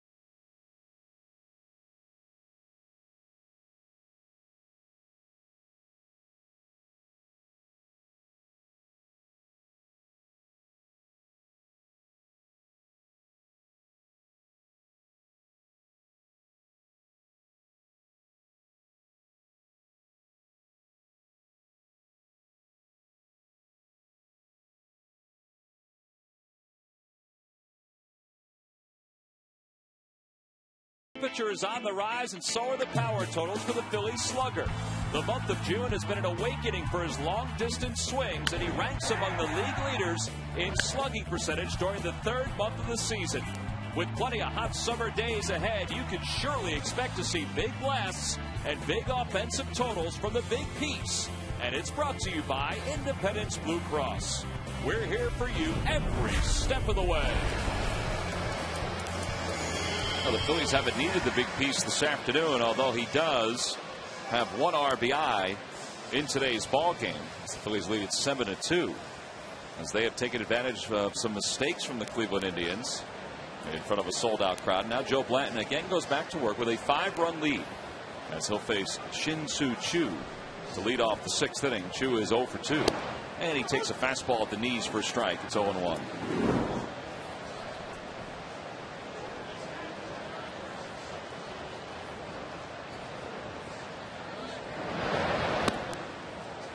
Ball and 1 strike. And I see Ryan and I think about yesterday when the Phillies were getting ready to take batting practice, and there was Ryan joking around with Jimmy Rollins. Jimmy was at the bat rack and he was getting one of his new bats ready, and he and Ryan were joking about the bat because it was, one of the Marucci bats which Jimmy uses, and Jack Marucci, who is the owner and founder of that bat company. And a swing and a miss as Choo is down on strikes. He sent Jimmy a bat that had a lightning bolt on it and Wonder Boy on that bat. That's from the movie The Natural. Yep. And if you saw Ryan and Jimmy with Bob Costas last week on the Baseball Network, Bob asked Jimmy what his favorite movie was, and he talked about it being The Natural. So there was Jimmy yesterday tarring up that new bat. He used it in a couple of the at-bats last night. He didn't use it for the home run. Now that would have been a heck of a story if he used the Wonder Boy bat for the home run. That wasn't feeling comfortable and had no hits in it up to that particular point. He decided to change his bat. Carlos Santana swings at the first pitch, and it's no balls and 1 strike. And the other good thing is too, now with all the ballparks that have been built, the hitting cage is really close to the dugout, so you can swing and go back. You can swing in the game, go to the cage, and work on whatever you want to, as opposed to waiting the next day to work on whatever. There's a bullet down the right field line that'll hook foul and out of play, and it's 0-2. And that's exactly what he did before that home run. He went in and started working on some things that him and Charlie Manuel were talking about, and it worked.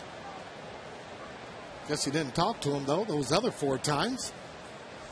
There's his dad taking care of his kids, holding the top of their heads. Did Santana go? They appeal. No swings as Jerry Davis. And it's 1-2. Yeah, both teams have those cages, and it resulted in this for Jimmy. Oh, look how he flips the bat. Oh, my. And he's hit it so hard, it didn't have time to hook. Happy group.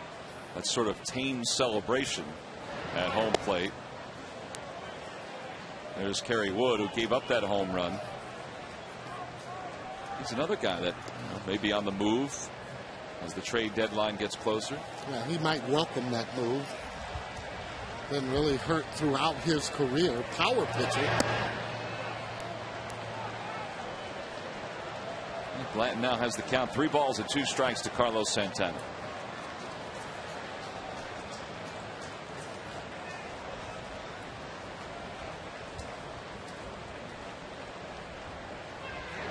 Swing and a miss. He got him on a changeup. That's a good pitch to the lefty. Wow. 3 straight strikeouts now for Blanton. And there are 2 outs in the 6th. Great pitch. More impressed, though, with that location of this pitch. Watch it disappears. He goes right over the top of it. Hard to hit it when you're not looking at that ball there. He's looking dead red, dead fastball, and was getting the head of the bat out.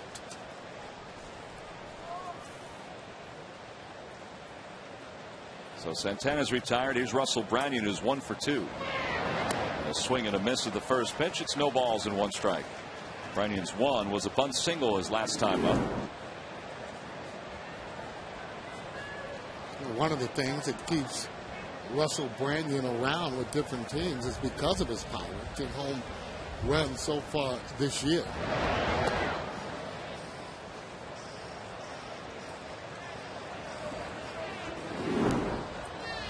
Russell Brand, you see the teams he's been with. He's worn 10 different uniform numbers during his big league career, including wearing number 4 for the Phillies. It's almost like Junior, my son. I told him the other day, you're running out of teams, buddy. You better start to hit that ball.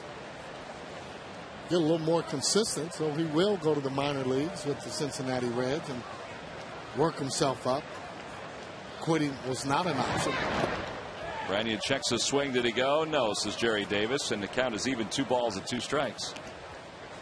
Yeah, there's playing for a lot of teams, which is what Russell has done, but usually you try to keep that same number, Sarge. Well, not only that, yeah, he keeps switching his numbers. Got to get a number that's going to give you a little luck and keep it.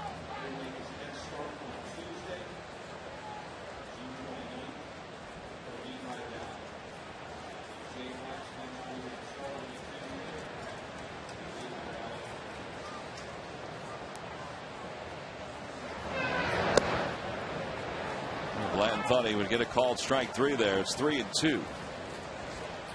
It's a good pitch there. Change up. Thought he had him set up for that pitch. Again, Russell Brandon is a fastball hitter. He'll swing at it out of the zone and check swing on those sliders. There's a pop-up.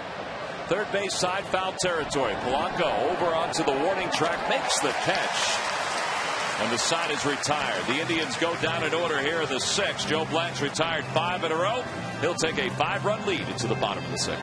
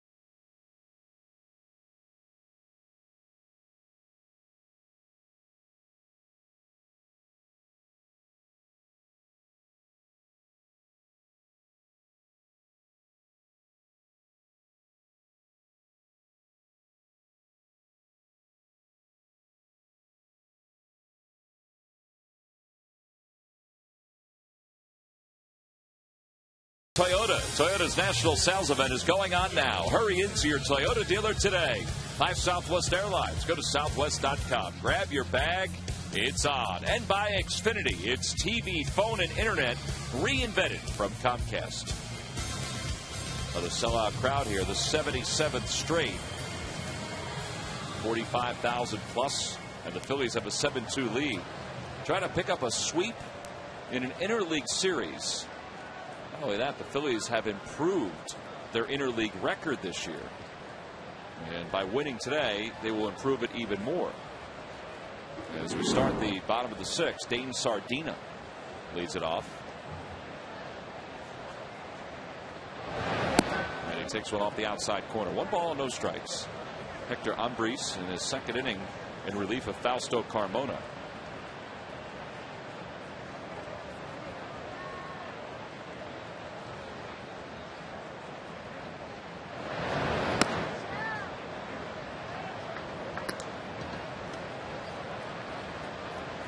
Sardina has 2 brothers who are currently playing professional baseball. One brother is playing with the Tigers. The other one, Duke Sardina, who's playing in the Rockies organization. He is from Hawaii. And he rockets one deep to left field. And that one is gone! The first major league home run for Dane Sardina.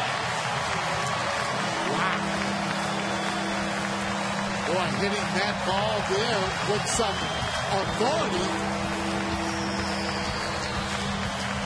He's another one who knew that ball was going. And I don't think that had to be something like a hanger. They give you the loudest sound. Looking for a man here to go long distance. Operators coming in, back, hitting against that back foot again. Let's just see you later. Boy, you got to like that. And Lois Glass of Lindenwold, New Jersey, she likes it too because she just won $100 courtesy of Dane Sardina. And a McDonald's home run jackpot, and his teammates gave him the cold shoulder when he came back into the dugout because it is, as we said, his first major league home run. Yeah, I was just getting ready to ask you which one of the brothers were the better hitters. I was just getting ready to say Duke because of his name, and lo and behold. 1 ball and 1 strike to count to Joe Bladden. Chops it back toward the middle. Donald behind the bag. Nice play. And there's 1 away. Well, you want Victorino to take this pitch, almost take a strike. You see how hard Big Joe Blanton was going down the line. And you'll do that just to give him some rest in that bullpen. Now, there might be a little negotiating going on here because that is Dane Sardina's first home run, and the Phillies fan who caught the ball can get the home run ball autographed by Dane. But Dane may want to present that fan with another autographed ball and ask for the one that went into the stands back. Yeah, I saw them doing the same thing with J-Ro's home run, negotiating to try and get that ball or to have them sign it. Sometimes they say yes, sometimes no. Victorino loops one to right at base hit. Well, anytime a Philly player hits a home run here at the ballpark, the fan can get it signed. Great program the Phillies have here. You get the date put on it when you caught it. Well, that's a special one right there. At least last night and over the last few years here in baseball, it has been incredible here in Philadelphia. Credidelphia. That's what it is, Sarge. Credidelphia. Good job. Good job with that. You had to think about how it was actually spelled up there. I was hoping the shot would stay up there a little longer. Polanco to the gap in right center. He's going to have an extra base hit. He's going to have an RBI. Victorino is coasting home. Polanco pulls into second. An RBI double. 9-2 Phillies.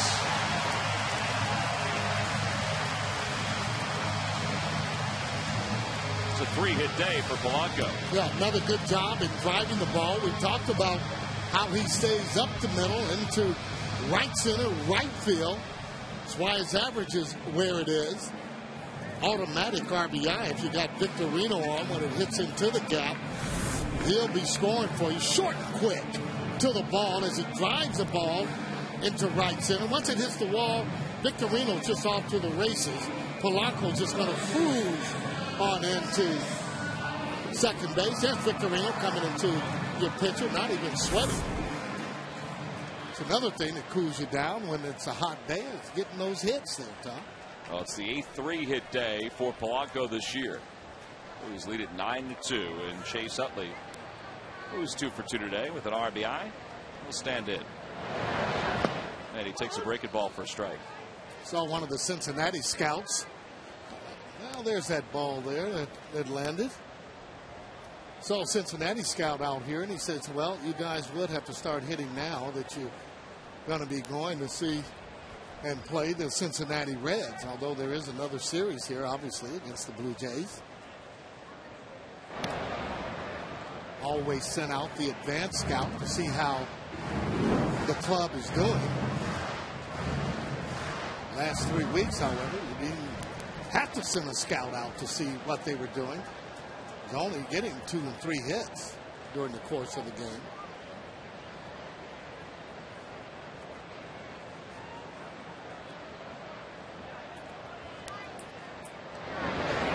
Swing and a miss, and it's 1-2.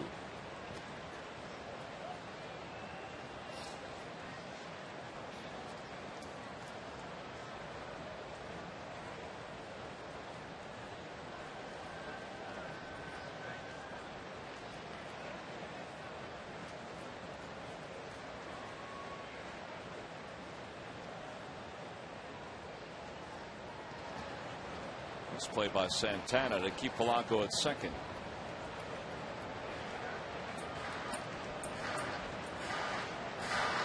Let's see what 1, 2, and 3 for the Phillies have done today.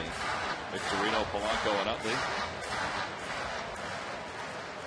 You get Utley hitting in that third spot. Polanco's been keeping the pitcher in the stretch just about the whole year.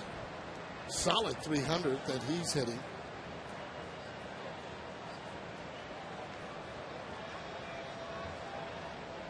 Back toward the middle, off the leg of Ambriz. Marte has no play, and the Phillies have runners on first and third. That'll be the third hit of the day for Chase. Almost no secret to when he is hitting the ball because he gets loaded up, meaning that the pitcher's not catching him when he's swinging back, and then he gets his approach and he's able to just snap that ball the way that he hits it, not following through. And when he catches it, he does have sound. See how ready he is there? Goes right up the middle, get a lot of hits there up the middle. Here it is. Look how he's already ready, and you can see the ball a lot better when he's ready. No, he stands on top of the plate, so the ball maybe even middle or a little bit away is a pitch that's almost up the middle for him because he is so close to that plate. So with runners on first and third, Ambriz, who took that ball, looked like off of his back knee, faces Ryan Howard. And the count is 1 ball and no strikes to Howard. Talking with Milt, judging the hitters. Usually you always do that when they have double-digit hits. He felt that the team has done its job, especially if they're hitting with runners in scoring position.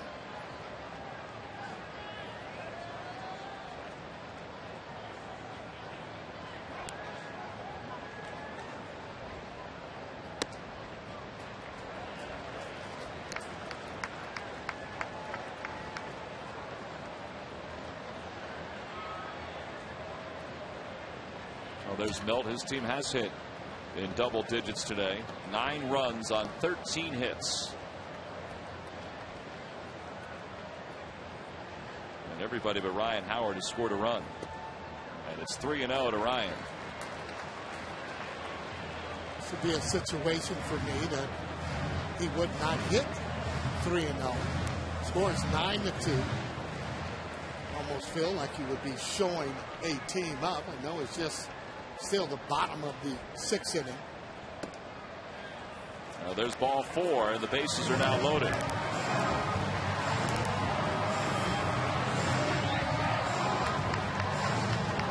So the Phillies lineup today, that's what they have done. 13 hits and 9 runs so far. We mentioned everybody but Ryan Howard has scored a run. 2 runs by Dane Sardina, including his first big league home run. Joe Blanton has even scored a run. And Chase Utley and Placido Polanco along with Jason Worth, each with 3 hits. And here is Jason, who has reached base safely in 7 consecutive at-bats. 6 hits and a walk.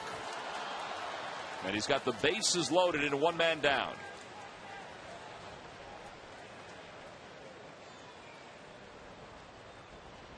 And he takes a strike. It's 0-1. Looking for that pitch more middle in, but he's been hitting the ball hard. So even in this situation, you don't want to do anything different. You just want to continue to drive it and to hit the ball hard. He's been seeing the ball well all day. It's into the air to right field. That's going to get another run home. Polanco tagging from third. Chu makes the grab. Placido will score. Utley goes to third. An RBI and a sac fly for Jason Worth, his second ribby of the day. And it's 10-2 Phillies. He looked like he might have been a little bit upset because of that. But again, anytime you can get a run in that situation, sure, you like to be greedy and get a base hit, double or more. But that saves your average with that sacrifice fly. Better than popping it up. You got something to show for it, the RBI. It's an 8-run lead, and here's Raul Ibanez. 1 for 3. He has singled and scored. He's also hit into 2 double plays.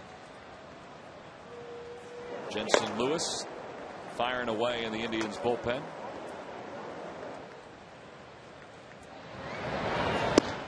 outside with the first pitch. 1 ball and no strikes.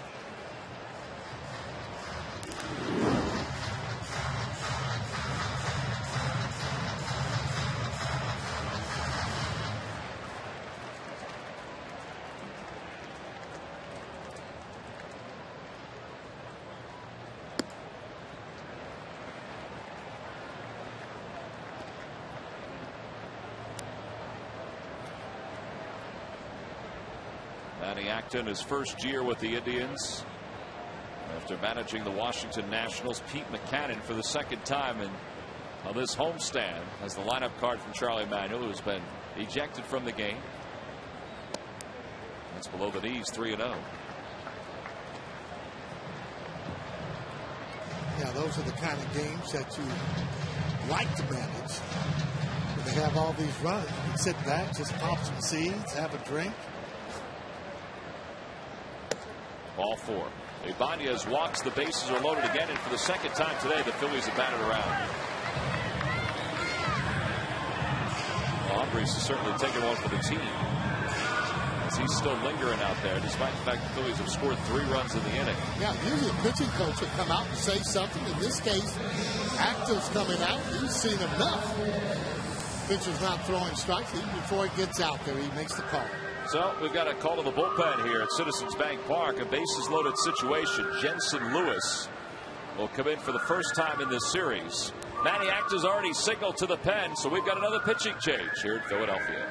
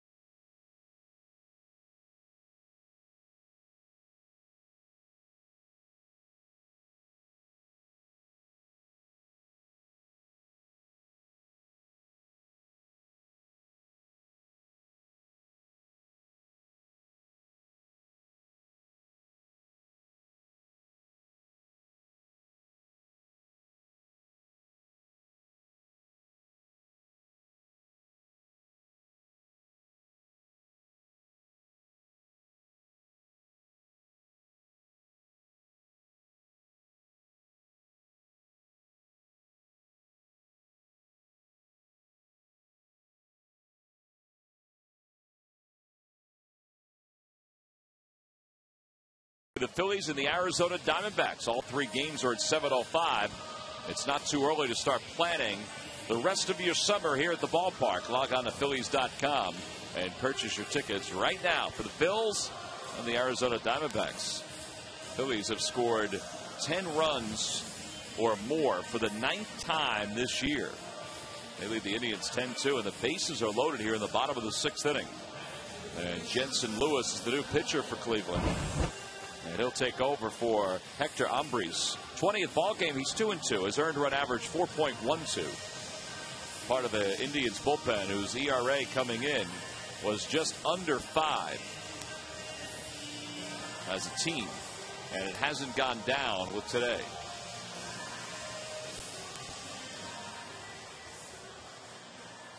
A reminder that the Powerball from the Pennsylvania Lottery goes off on Wednesdays and Saturdays, and you see the jackpot is at $20 million.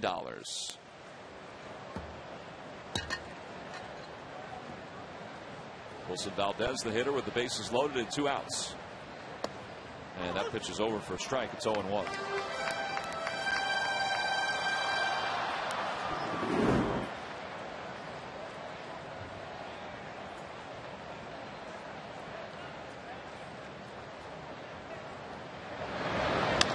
in the air toward right field. That's going to split the gap and drop in for a base hit. 1 run scores. Howard's going to score, and Ibanez stops at third. A 2-run single for Wilson Valdez. And the Phillies have scored 12 runs this afternoon. Sarge, I thought that ball was going to hang up there long enough to be caught. Yeah, it just kept slicing away from the center fielder as it got right into the gap. When you know you're doing things right. Now watch this pitch here. I'll tell you what, this kid's done a heck of a job there as he slices this ball in there, staying into right center, driving in 2 runs. So Valdez with his second hit today. Dane Sardina up for the second time this inning. He homered his first time this inning.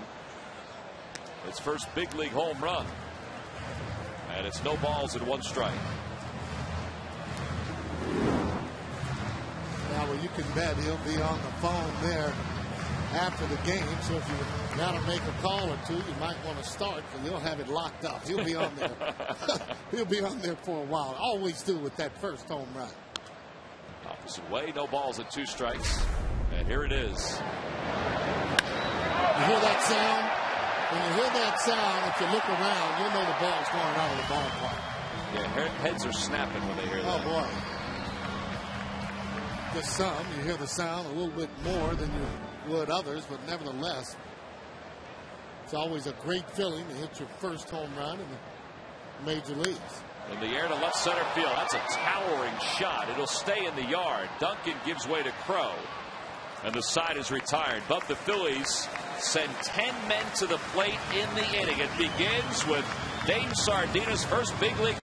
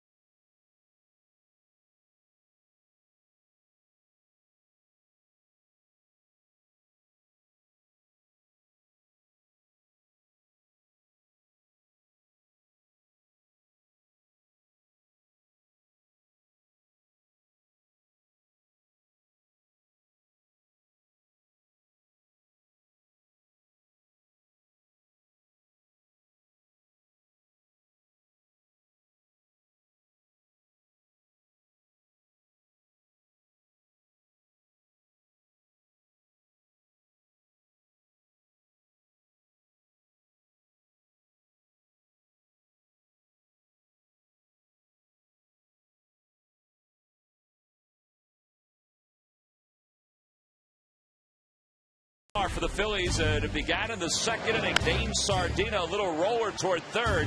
Phillies have certainly taken advantage of some misplays by the Indians. This play scored the first 2 runs, and then Joe Blanton was hit by a pitch that loaded up the bases. What followed was a little trickler up the first base line. Victorino was ruled out for going outside the base path by Greg Gibson. Charlie Manuel was subsequently thrown out of the ball game, and then Placido Polanco, the first of his 3 hits and the first of his 2 RBIs. And the Phillies, well, they continue to roll from there, Wheels. A couple of big-time crooked numbers, too, Tom. 2 5 spots right there, along with a 2. And Jason Donald, former Philly, second home run, second major league home run for the scoring for the Indians today. And Joe Blanton out there sucking up innings today, and they really needed that.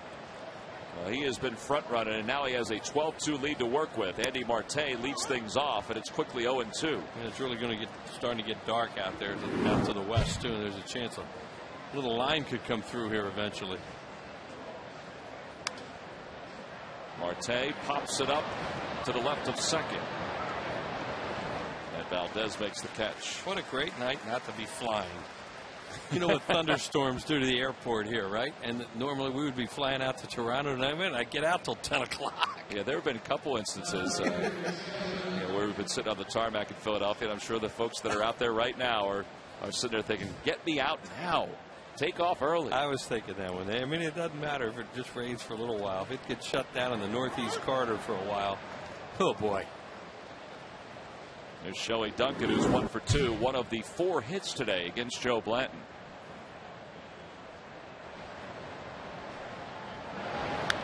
And it's 0-2.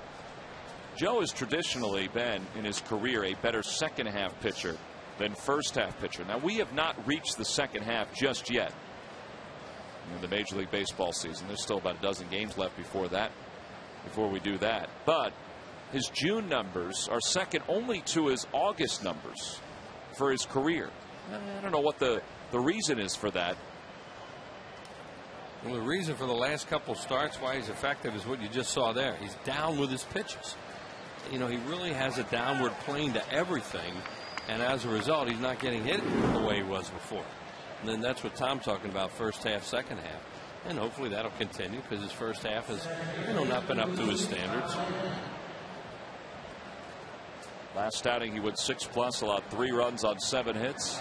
This one he's allowed 2 runs on 4 hits, and Luis Valbuena swings at the first pitch and pops it foul, and it's 0-1. 21 first pitch strikes against 25 hitters today. Yeah, he's had very good command of all of his pitches. Uses changeup well. That one's hit hard, but right at Ryan Howard. This is going to be an easy inning for Joe Blanton as he retires the Indians in order for a second straight frame. He has set down 8 in a row while the Phillies offense.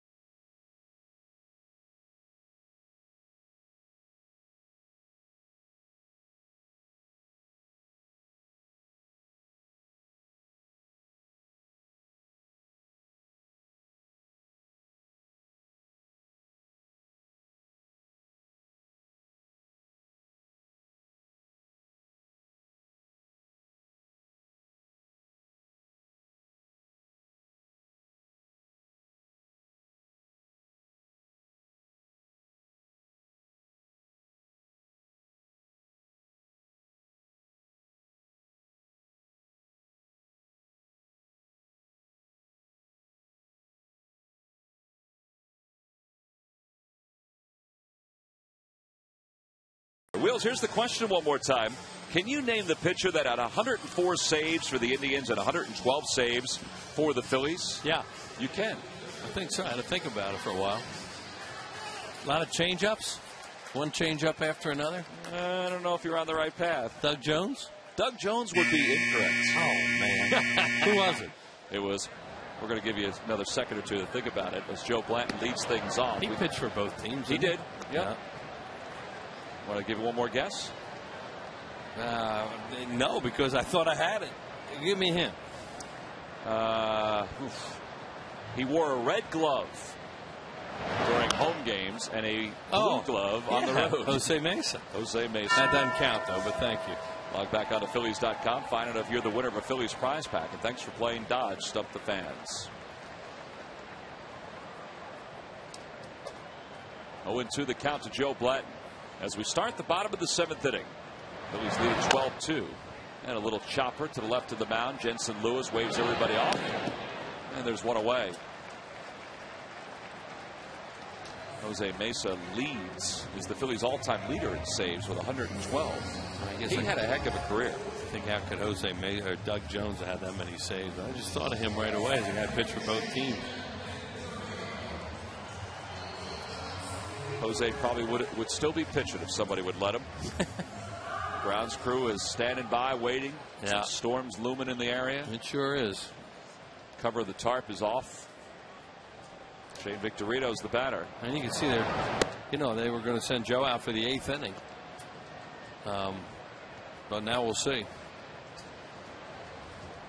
He did a really good job here today.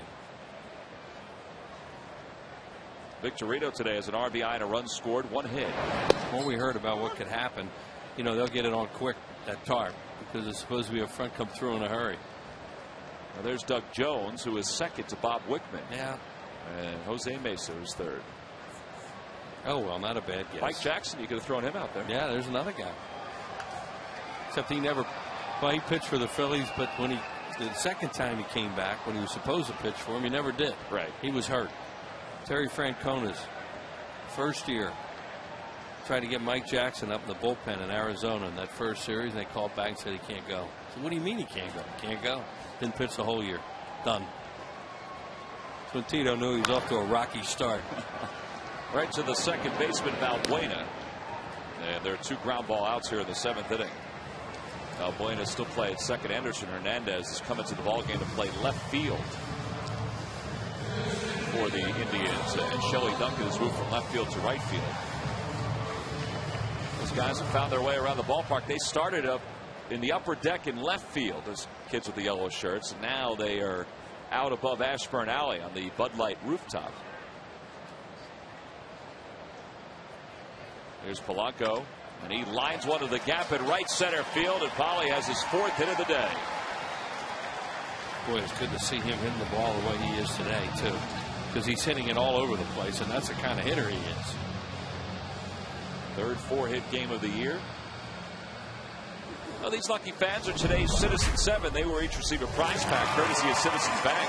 Citizens Bank with the most 7-day branches in the Philadelphia area. To find a branch near you, visit citizensbank.com.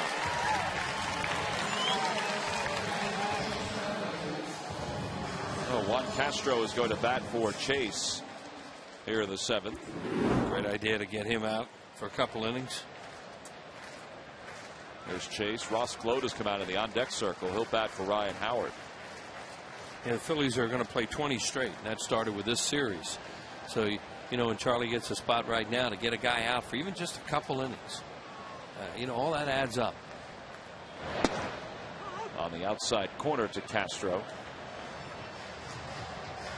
And it also gives a guy like Castro, a guy like Load, a chance to get in the ballgame, getting that bat. And for Gload, get in the field, too. Yeah, get in the field. It's just a double plus for him.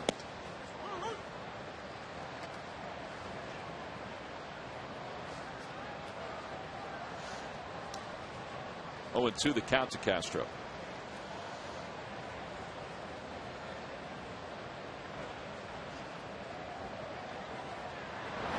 Funny, a little while ago the crowd cheered when the sun went behind a cloud, and now it's gone it's gone. It's not coming back for a while. We may not see it for a while. For a while. Look out. When it gets dark out in that area this time of the year, that's where the storms come from, out in the west. Trouble with a capital T? Oh, well, it's kicking something up when it gets that dark out in that area. Maybe it blows by, but it usually doesn't. 20 games in 20 days, as we said, beginning with this series. The Blue Jays this weekend, then at the Reds, at the Pirates, and then the Braves and the Reds before the All-Star break. And then the Phillies hit the road after the break to Chicago and St. Louis.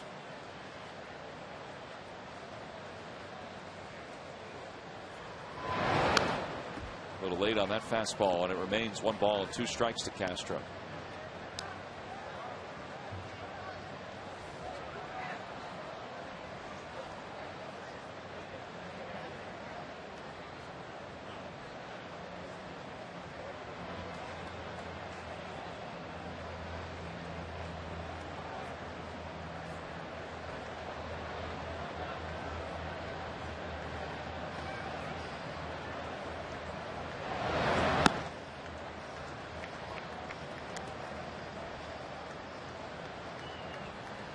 On the Toyota Major League scoreboard, how about the Brewers? 5-0 over the Twins in the bottom of the 4th inning. Sweep them. They win that game. Also move into sole possession of 3rd place. And a swing and a foul tip into the glove of Santana, and the side is retired. The Phillies, no runs, 1 hit, 1 man left here in the 7th. We go to the 8th. The Phillies leading at 12.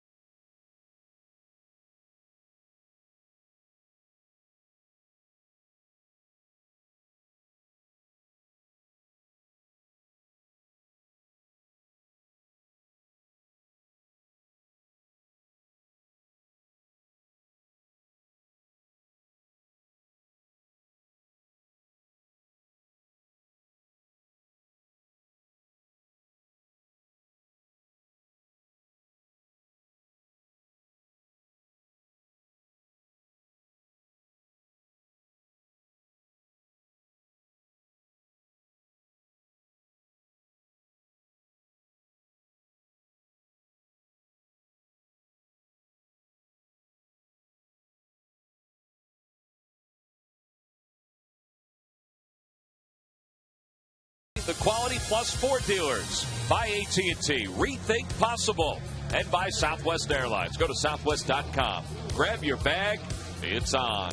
Was Sarge sitting in the seat? He was. There's a puddle on the floor here, is he? No, he was cool sweating today. much. He was cool today. I told him that you didn't want him to use your headset. Jeez. Jason Donald lines one to the gap in right center field against Blanton. That one's going to go to the wall. And Donald's going to be aboard with his 3rd hit of the day.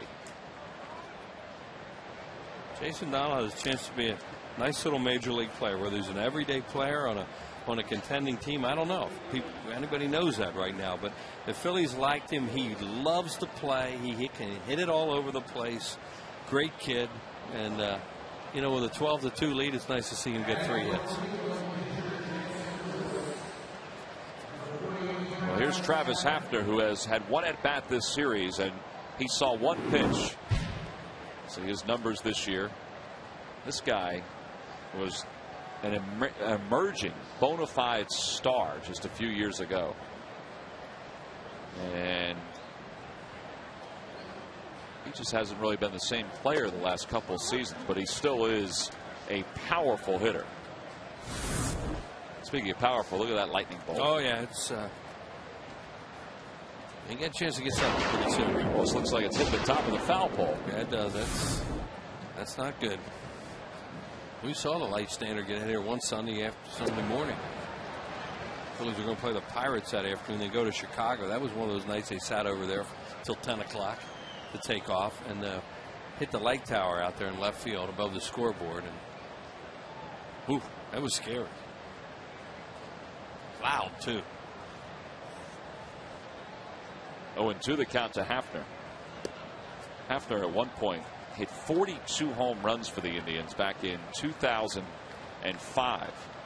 Drove in 117 runs. He had 4 straight years in which he had 100 RBIs or more. Last year at 16 homers, 49 RBIs, and a swing and a miss, and he's down on strikes. Well, that could be the last we've seen of Travis Hafner. And that was a really good changeup by Joe Blanton.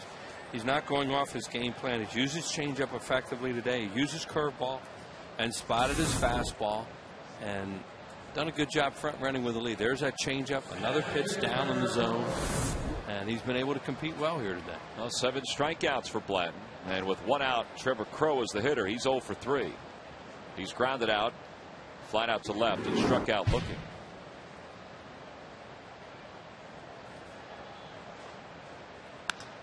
And a pop-up. Left center field. On the run is Ibanez. Out onto the warning track. Reaches out. He can't get it. And Donald's going to score. And Crow has another double. It's his first today. But he had 2 yesterday. And he gets an RBI out of it. He's a good-looking hitter from the left side. Nice player. And he hit that ball well. It got out into that gap, and left center really took off. Anderson Hernandez, his first at-bat of the afternoon. Ooh, goes the crowd as that little nature's electrical show took over. Ooh. That one was over right center field, right near the Liberty Bell. Well, we don't see any rain yet. Usually when it starts to rain, you see it out over Center City coming this way. And that hasn't happened to this point. Well, Center City looks pretty bright right now. It does. Time is called. Usually we can see it about 5-10 minutes before it gets here. Yeah, it's still okay out there.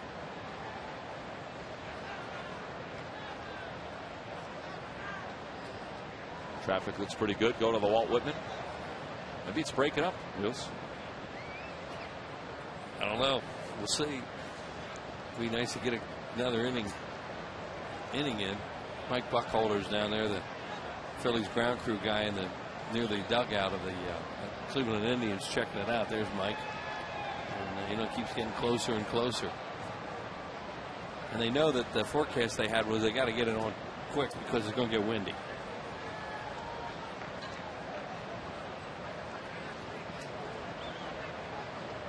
Not sure what Mike's looking at. I think he's looking to see if it's starting to rain. Oh yeah, if he sees any rain at all.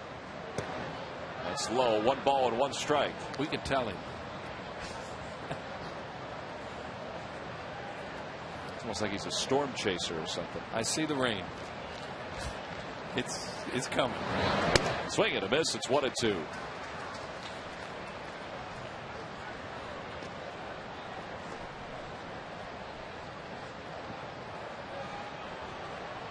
There is the rain. A couple little drops, but it's coming really good about a mile or 2 from here.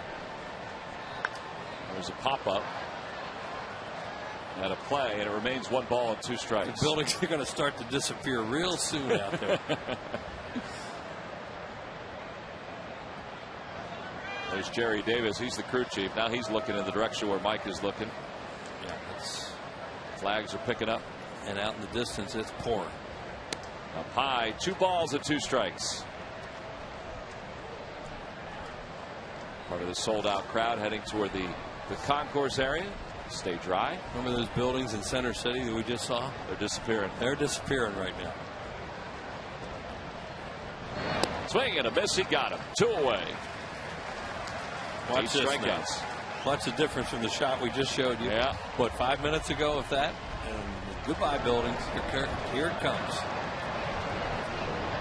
I think that Jerry Davis just said put the tarp on the field. Yeah, they want to give them as much time as possible. I mean, the wind is really picked up. Yeah, that's the problem we're going to have right now is with the wind trying to put this tarp down. Look at the flags. Yeah, it's bad. This is where this is one of the toughest jobs for the grounds crew right now. This is a nasty one right now. Papers are whipping up all over the place. Look how many extra folks they have pushing that tarp out. And look at the flags. I mean, just in a matter of seconds, how much the velocity of the wind has changed with those flags. They're trying to get the tarp down on the mound. Mike DiMuzio and one of the groundskeepers trying to do that. Same with home plate. Yeah, these guys are so good, too. The great ground crew here. They do such a wonderful job here day after day. Got to keep it low. That's what we're always taught in the minor leagues. Just keep it low. Like a pitcher, huh? Yeah. Look at this. They're going to get it on with. Yep. Great job. They're doing their best. Well, now it's really picked up. And it's made it much more difficult. Remember in Colorado when the Phillies players helped the Rockies grounds crew put the tarp on the field. That was a fabulous job, Tom, that they just did. They're going to get it weighted down. And Well, they'll stand on it for a little bit. Yeah. And now So the rain has not quite come here yet, but it's close, but they got the tarp down. well, we are in a rain delay here at Citizens Bank Park, and the wind is really whipping up now. The Phillies lead at 12-3. Runner at second base for the Indians. 2 outs when Jerry Davis asked for the tarp to be put on the field. We'll be back after these messages.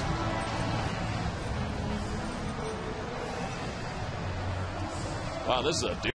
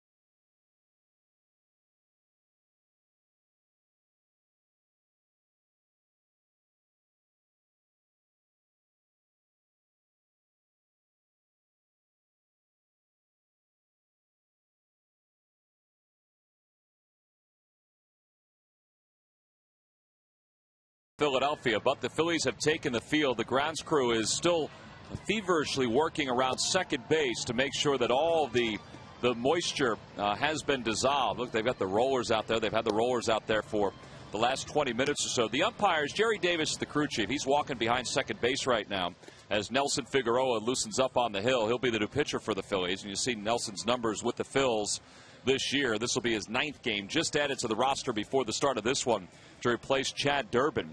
And Nelson had been down in AAA since he had been designated for assignment. There's Jerry Davis. He was standing behind where Chase Utley would normally play at second base because that was the problem spot for the last 25 minutes or so.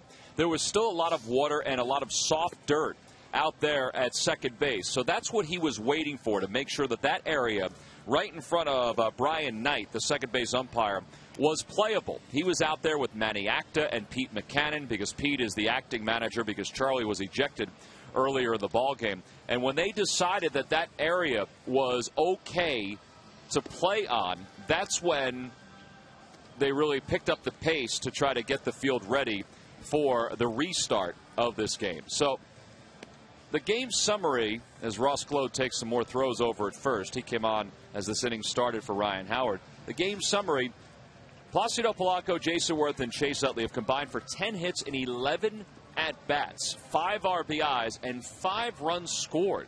I mean, this Phillies offense was smoking hot today. Joe Blanton, he was really good too, 7 2/3, 8 strikeouts. He probably would have thrown a complete game the way things were rolling until the rain and the wind started at 3:28 Eastern. That's when the rain delay began. So now, nearly 5:05 Eastern, we'll have the restart of this ball game. Yeah, he was an out away from being through 8 innings before that, whatever that was, hit here.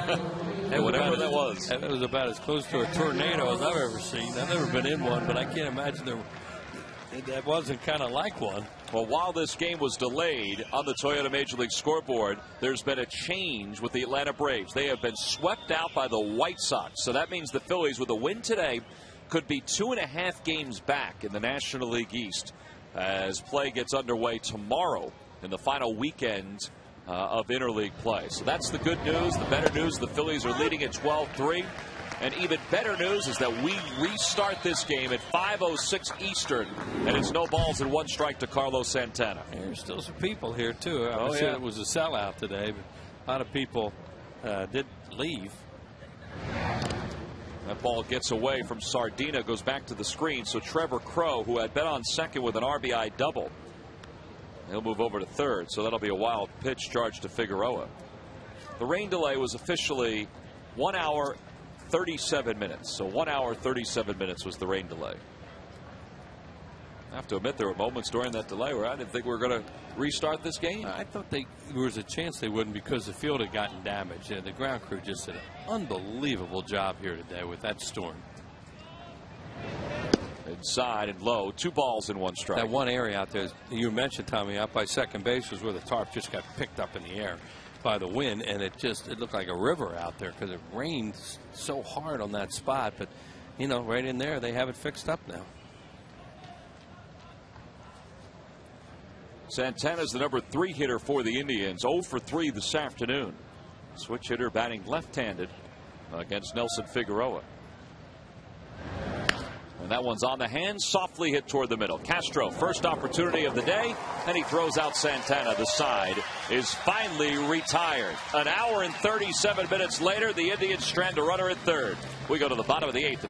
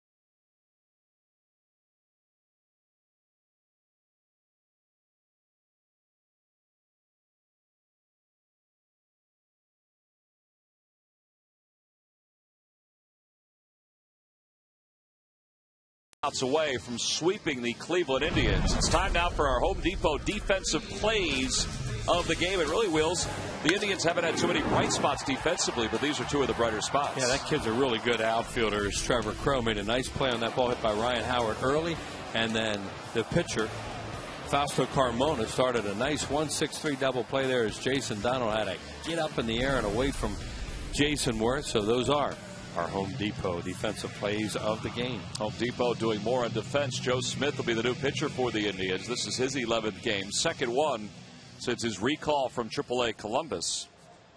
No wins, 1 loss, an earned run average over 7.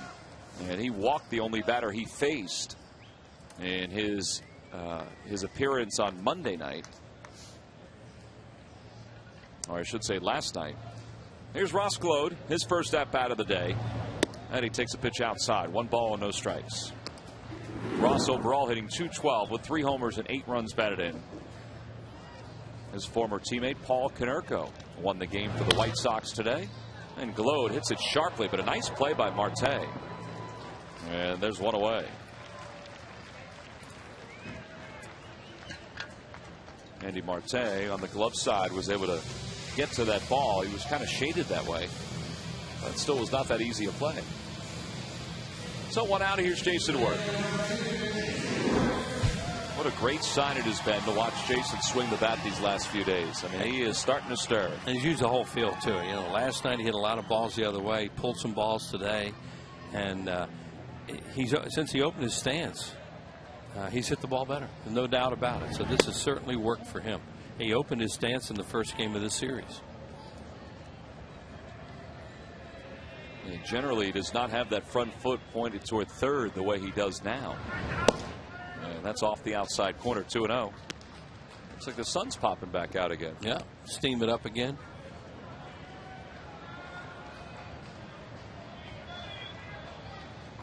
Jason today has 2 RBIs, 3 hits overall. And that's at the knees for a strike, 2-1. And it looks totally different than it did an hour and 40 minutes ago. Couldn't even see home plate. It was raining so hard.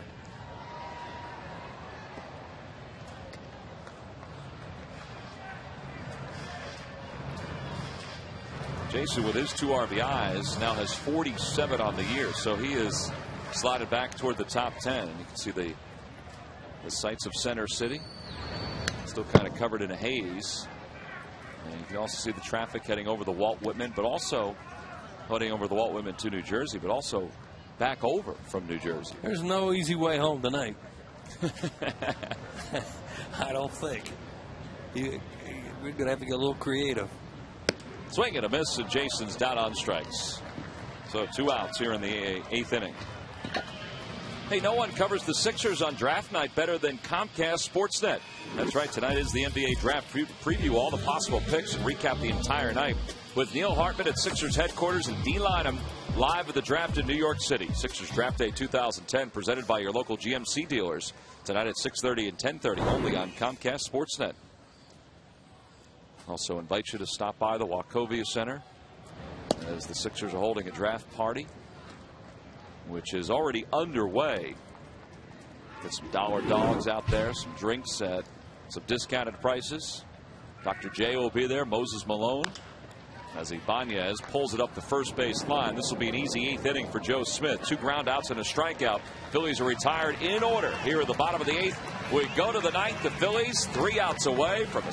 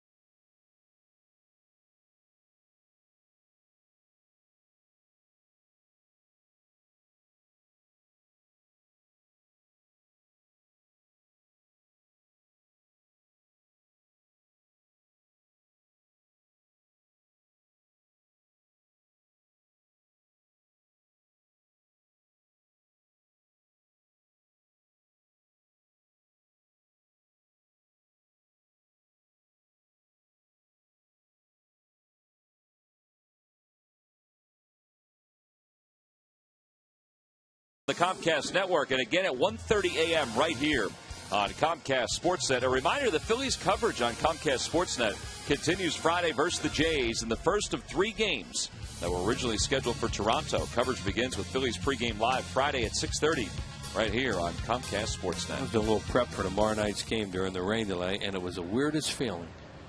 I use red for home, red for road, blue for home, and putting the Phillies on one side of the page where they're not supposed to. It's going to be weird.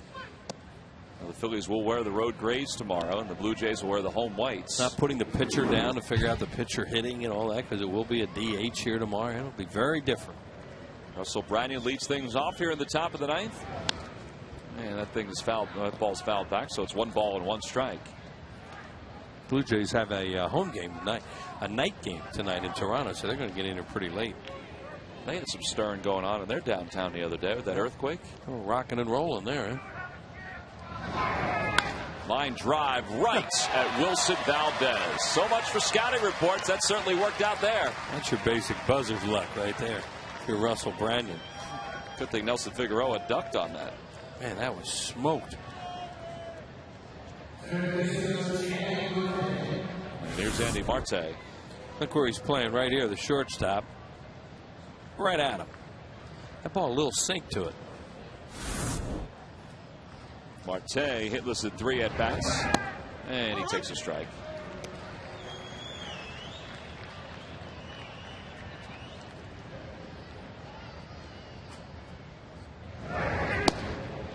Outside, 1 ball and 1 strike. The last time the Phillies swept an interleague series was June of 2007 against the White Sox.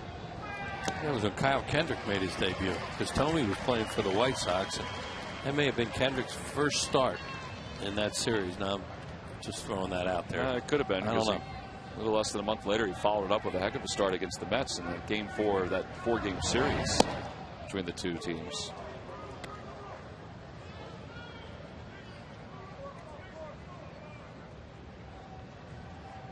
Good to have Nelson Figueroa back. He is a versatile guy.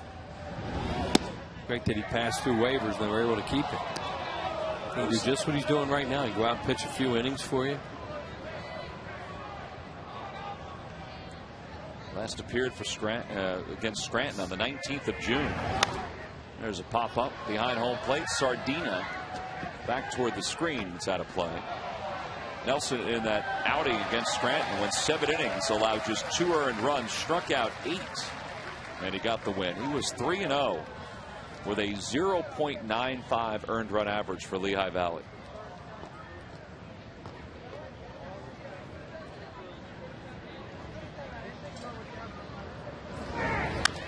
On the hands, a pop-up, shallow left field. Raul Ibanez comes on. He calls off Wilson Valdez for the 2nd out.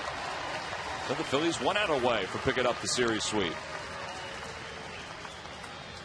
Not only that, but a win today would be Pete Macannon's 2nd one as the interim manager, but also would be the Phillies' 8th victory against American League teams.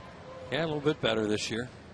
And Manny Acta there with the Indians. He has his hands full right now. They have some problems trying to get back to somewhere near the way they used to be, because they were so good at one time. Shelley Duncan, a swing and a miss. By the way, Wheels, June 13th of 2007 against the White Sox was when Kyle Kendrick made his debut. Sometimes you throw it out there, Tom, and it works. Going through that little file folder in your head? You know. It still works, but one of these days it's going to be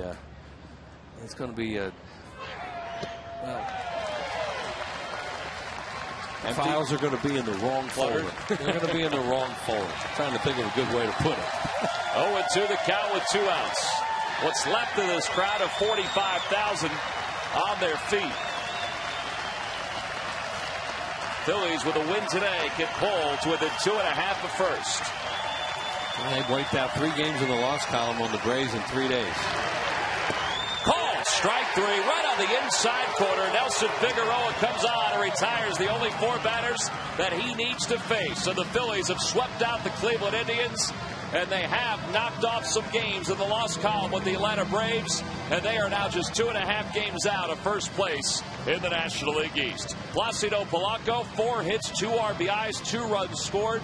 He is our Chevrolet player of the game. And boy, you could have picked a handful of different guys for that award today, because the offense and also Joe Blanton, they were clicking on all cylinders. And they really swung the bats well here today. Joe did a great job. As a starter, he had all his pitches working. He was down with everything. He had good fastball down. His changeup was outstanding. He used his curveball effectively. And, you know, the Indians are a team, as we mentioned, have some problems right now, and they're a team you hope you can beat. They battled them really, really tough the first 2 games, and Philly just got after them today and blew them away. So the Phillies win it 12-3, and Dane Sardinia picked up his first major league home run, Wheels. Yeah, he did. He got ahead in the count. It looked like a little cutter there. And he hit it out of the ballpark. Pretty well out. He was about 7-8 rows up. Hope they got that ball back for him. It'll be a nice souvenir for him. That is our W.B. Mason delivery of the game. His first major league home run. We mentioned that he has 56 career home runs in the minors. That one had to feel good. So the Phillies lineup, look what they did today. Everybody in the starting lineup scored a run, including Joe Blanton this afternoon. Juan Castro and Ross Glode hitless in their 1 at bat. Good day all the way around, and a guy that's really swinging the bat well is Jason Worth, and he's down on the field with Sarge. Sarge, take it away. Hey, guys, you're right. It is swinging that bat very well right now. Personally, for me, I'm not surprised at just your balance and the way you have been swinging it. How do you feel about that? Yeah, good. We just, we've been keep changing my setup to try to find something that I feel comfortable with. And, I opened up the other day, and I think ever since then, my balance is there. I'm seeing the ball good, and, the results have came too, so it's been good. How about the confidence? How high is that up right now? And 69 hits, got about 47 ribbies, on your way to 100 if we can pick those up from third base. Yeah, that's one of my goals this year is over 100 ribbies, and all in all, I think we're right there. It's just keep going and stay positive, like you said, and we're all right. How difficult the monsoon again here at this ballpark to just kind of get your engines reared back up to come out to play the way the rain was. Yeah, luckily it was a game where we got a big cushion, so it wasn't a big deal. But it's tough once you turn it off. It's hard to start again. Thanks for the post game. All right, guys, back up to you. All right, Sarge, thank you very much. Jason Worth, who had reached base safely in 9 consecutive at-bats. Nelson Figueroa finished this baby off for the Phils, a 1-2-3 night. We'll be back to talk more about it after this.